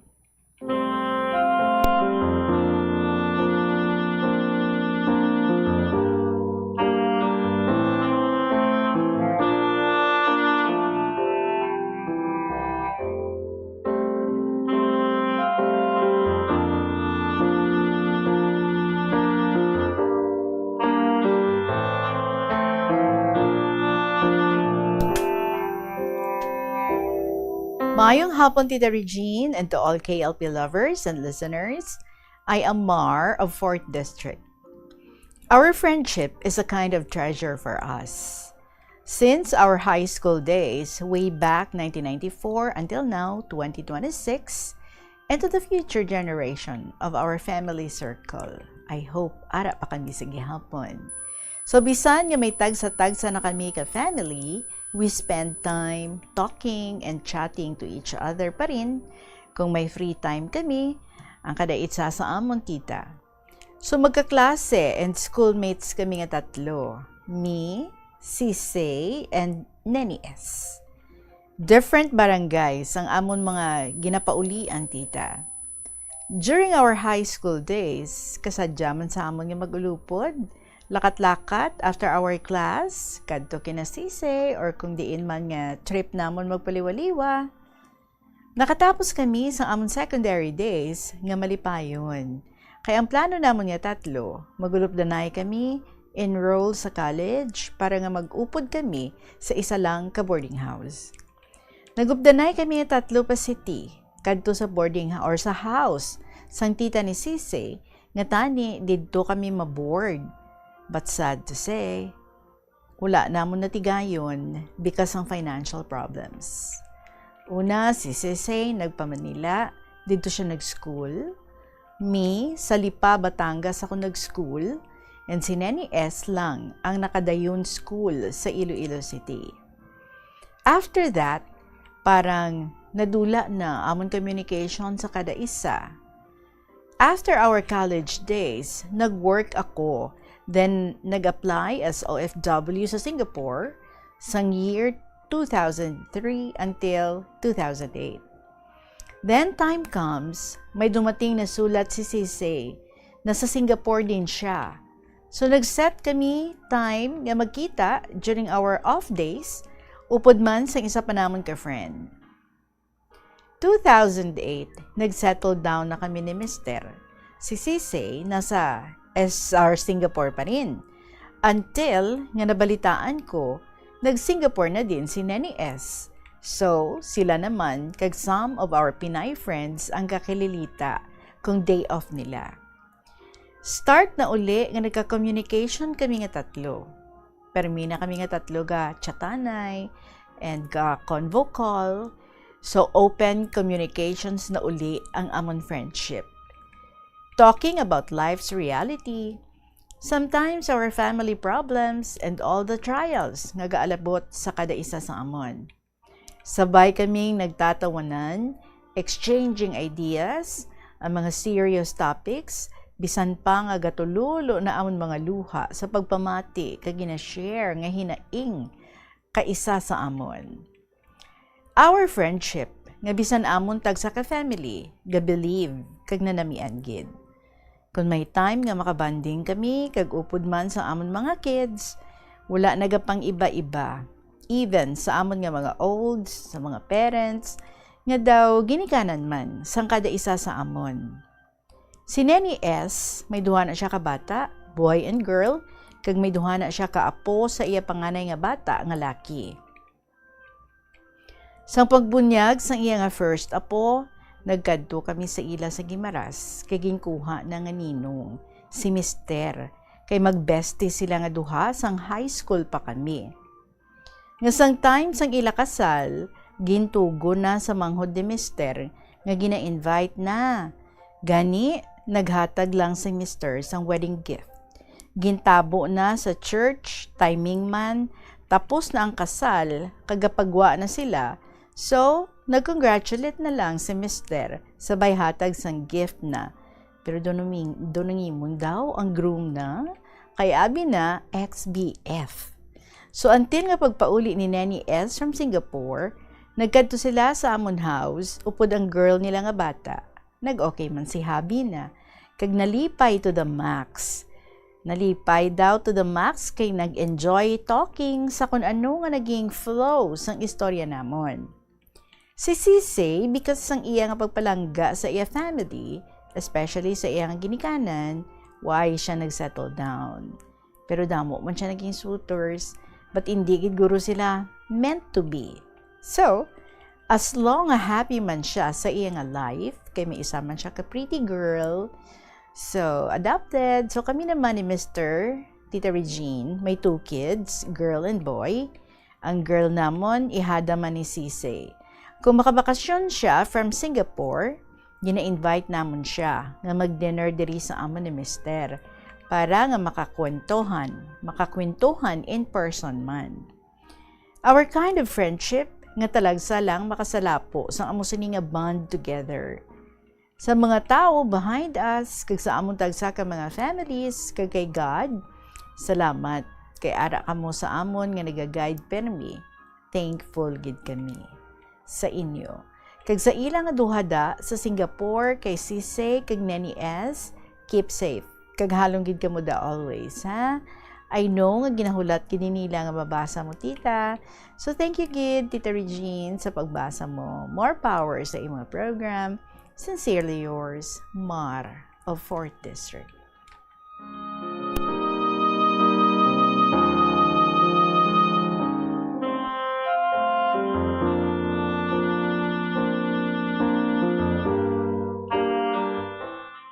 You don't need too many friends kuno, no? But even if you lang ang mga friends mo, kung solid-solid man ka mo, that's good enough. So we thank the Lord for the gift of friendship. Ngati gin-gift gid ka mo. You are a gift to one another. Tatlo ka mo nga since high school days to college days until nga naka-abroad ka mo. And then naka-settle down ang duwa sa inyo. But ang inyo nga friendship still stands. Kag kanami gid no nga up until now nga married na kamo, ang inyo nga mga families are still connected, kag nagakilita ay nagka-communicate, and you are updated of what's happening sa tagsa-tagsa sa inyo, and keeping the friendship stronger each day. Kanami, no? That you know, kung may gusto ka nga ipautwas, you have a friend nga willing gid nga magpamati sa imo. And sa mga moments nga magkalitaay ka mga tatlo, nga now we know nga malaka na lang halos because ang distance between you. But I am sure sulit na sulit gid kung magkilitaay na kamo, because ang inyong bonding naga-deepen lang gid. Ang inyong friendship naga-grow stronger every time nga maka get together ka mga tatlo, and through the years sigurado ako, no, nga ang inyong friendship would stand. Kaga ang inyong pagpalanggaan, ang inyong pag-care para sa isa kag isa would always be there. So treasure your friendship. Treasure your friends. Alas 2:43 ang aton nga oras. Thank you very much gid sa imo, Mar of 4th District, and tell your friends also. Sila man pwede makashare diri sa KLP. Email lang sa bombo_iloilo@bomboradio.info. Magapanubalik ang KLP pagkatapos ng pila ka mga importante ang mga pahibalo. The Farmers Bazaar, your traditional public market with the touch of Plazuela Dos, ang isa ka lugar nga gintukod sa tion kag sa kasagsagan sa COVID-19 pandemic nga may tinutuyo nga maghatag sa imo sang safe marketing experience. Subong nga ang COVID-19 hindi na gid man dako nga pamahog kag nagapakadto na kita sa next normal. Rest assured nga ang Farmers Bazaar will further evolve agud nga magpadayon sa paghatag sa inyo sing satisfying marketing experience. The Farmers Bazaar. Sa lower level, tara na pahamtang ang fish, poultry, kag meat section. Para naman sa inyo mga kinahanglanon nga prutas, utan kag iban pa, magbisita sa upper level, pinaagi sa paggamit sa hagdanan o kon sa pagkadto direkta sa parking lot. The Farmers Bazaar, your traditional public market with the touch of Plazuela Dos. Panugyan na rin sa eksperto kung kwarta ang paghambalan. Apesar limitado ang imo abilidad nga mag-invest, ang gamay nga contribution sa investment accounts ang makabulig sa imo nga maggamit ang earned money nga maka-generate sang dugang nga income. Ikonsiderar ang pagbukas ng retirement account o kung iban nga investment account. Yari ang isa ka praktikal nga paagi agud makakinot sang tubig. Kung mag-defrost sa mga frozen food halin sa refrigerator, ibutang ini sa isa ka container o kung malapad nga pinggan kag pahanginan. Sa baylo nga bubuan ini sang tubig o kung gamitan sang running water. Ilabi na kung wala man lang ini ginadalian nga lutuon o kung kaunon. Mas maayo man nga na-antisipar mo na kung ano kalawig ang pag-defrost agud mabanta mo kung saan mo ini ipagwa sa refrigerator. Ini nga pahanumdom ginadulong sa inyo sang Flow Water Resources Incorporated, watering the seeds of progress. Tanan kita mayara sang mabulig agud pakibatuan ang climate change. Magamit sang bag nga pwede magamit sang liwat-liwat agud mabuhinan ang plastic bag nga ginahaboy. Bangod dinhi nagatugas ang greenhouse gases. Ikaduha, hindi masumi magamit sang computer. Kung 4 ka oras lamang sa isa ka adlaw ang imo nga paggamit sang computer, makabuhing ka na sang carbon dioxide emission nga 83%. Ikatatlo, kung malapit man lang imo nga kaladuan, mas maayo nga maglakat o kung magsakay na lang sa bike. Magluwas sa makakinot ka na, mabuhinan pang polusyon nga nagatugas ang climate change. Plazuela de Iloilo Billboard of Activities for May 24 to 30, 2026. Sa pinakaulihing Sabado sang Mayo, spend it sa Plazuela de Iloilo. Kaupod si Mr. Totong Villaruz, kagangiyang banda sa concert at the plaza. Blasting of alas 6 ng gabi sa Mayo 30, Sabado. Sa tion sa musical show, napulo ka mga matahom nga Plazuela de Iloilo mags kag madamo pa nga iban ang igaparapol sa mga suki sang Plazuela de Iloilo. Sa Mayo 31, Domingo, ginaagdang tanan nga mangin kabahin sa Eucharistic celebration nga pagahiwaton sa Latolda sa among adlaw alas 11 sang aga. Sa tion sang Holy Mass, pangayoon naton sa Ginoo nga hatagan niya kita sang kabakod nga malampuwasan ang internal kag external problems sang aton pungsod. Plazuela de Iloilo, we remain to be one with you in the common hope for a better community and a progressive country in 2026. Kung ginbilin ang computer nga nagaandar bisan wala ginagamit, nagakonsumo gihapon ini sang kuryente. Mas makinot kung ibutang sa sleep mode kung wala ginagamit sang 5 to 10 minutes. O kung i-shutdown ini kung mag-break ikaw sang mas sobra sa 15 minutes. Ang monitor pwede man nga patyon pagkatapos sang 3 to 5 minutes nga wala ginagamit. Sa sini nga paagi, makakinot ang opisina sang dako nga kuryente kada bulan.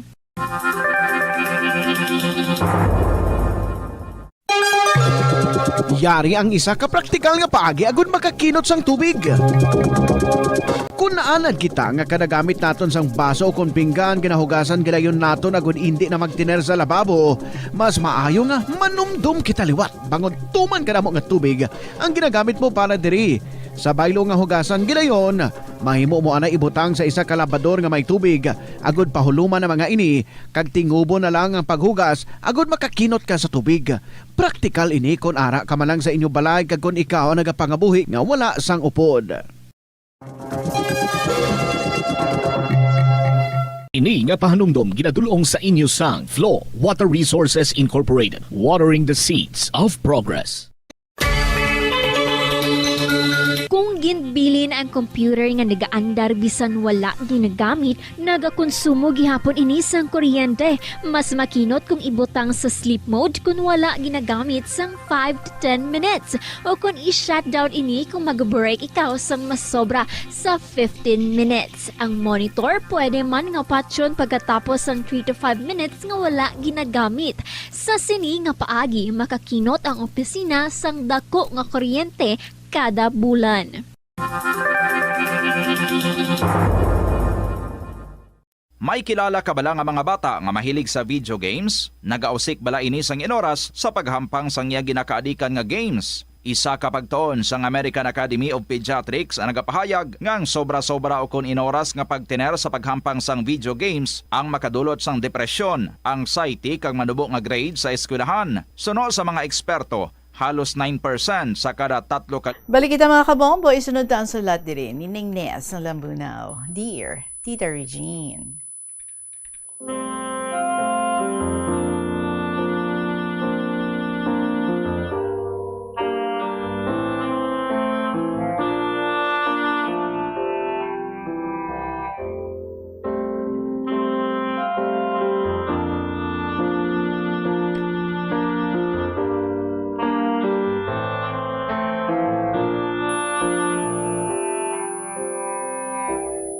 Mayong hapon sa imo, sa tanan nga katapos sa ning istasyon, ang DYFM, sa tanan nga mga classmates ko sa kahanginan, kag sa akon mga kabataan, mga apo, mga umagad, mga balaye.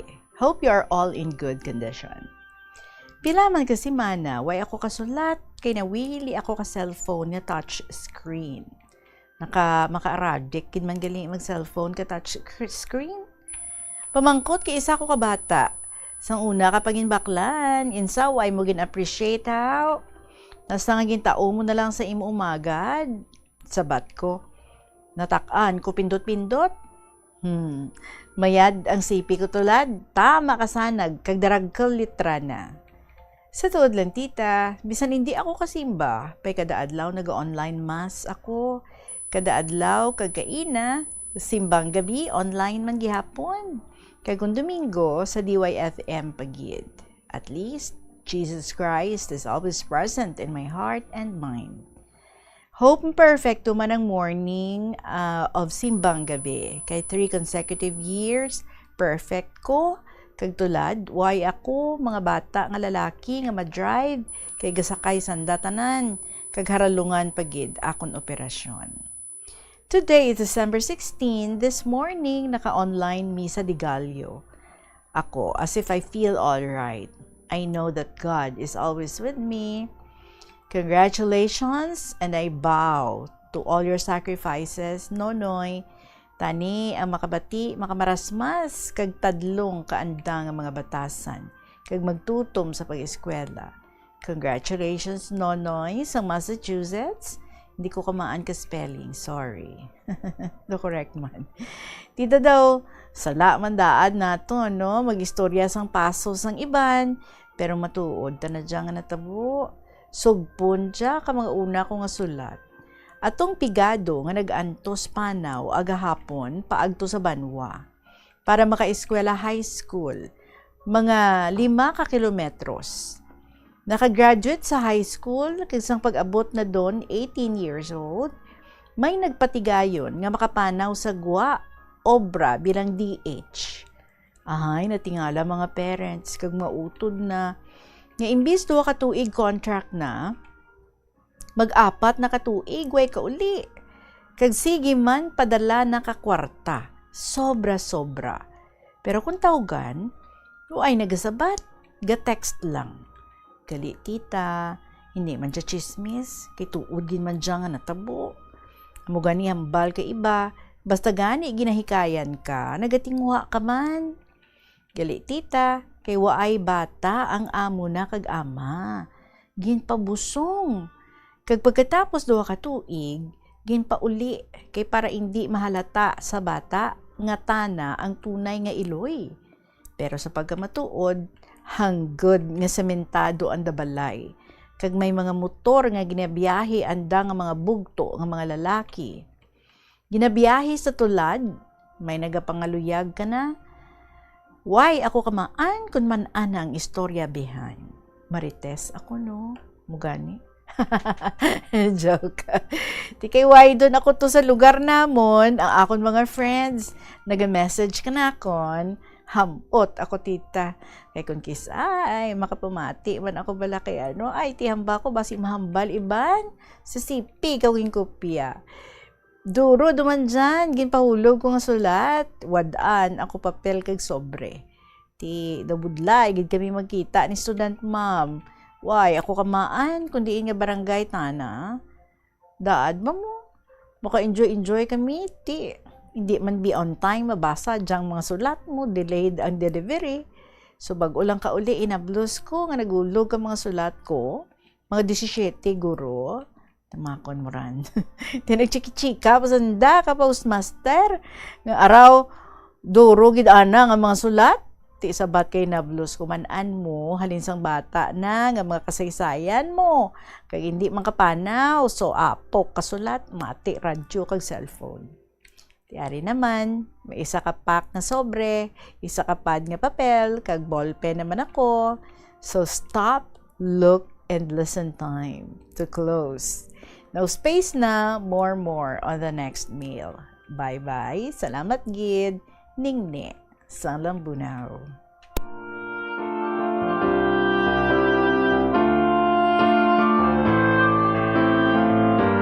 Patian nyo to ha. Amo na yung magpadala si Ningne sa mga sulat niya diri. Hindi 1, 2, 3, 5. Kundi nga tag 17, tag 20. Ti, hamakin mo yan. Pero ti sige, nagapasalamat kita. Way kita reklamo. Nagapasalamat kita sa kay Ningne. Yung kita nga ginpili. Nga mangin kaupod sa iya nga adlaw nga pag sinaryo kay ti kabalo kita no, based sa iyang story, nagapaayo-ayo siya sa iyang operasyon sa tiil. So hindi siya kalakat, aralan siya sa ilang balay. So ang iya na lang gid nga nangin hobby amo ang pagsulat sa mga istorya, sa mga kasaysayan. So hindi na kamo tingala no nga halos almost every day may ara kita nga ginabasa nga sulat halin sa iya kay ti isang tambak man ang ginapadala niya mga sulat diri ang putaw nakatupong na ihan ini siya sa kadamuon sang sulat ni Lola Amparing. Anyway, thank you so much yun sa imo sa liwat Ningne. Moro marites man gamay pag may time. Anyway, sa inyo man yung may istorya nila mga kabombo, you can email your stories sa bombo_iloilo@bomboradio.info or sulat to ng mga kasaysayan and then ipadala sa kahapon lamang program DYFM, Bombo Radio Iloilo, Sky City Tower, Mapa Street, Iloilo City. Gina-remind ko gali naman liwat ang aton nga winner si Sally sang Valderrama Antique. Sal, malayo-layo ang Valderrama Antiques. So, ginasulit-sulit ko gid ang pag-remind sa imo.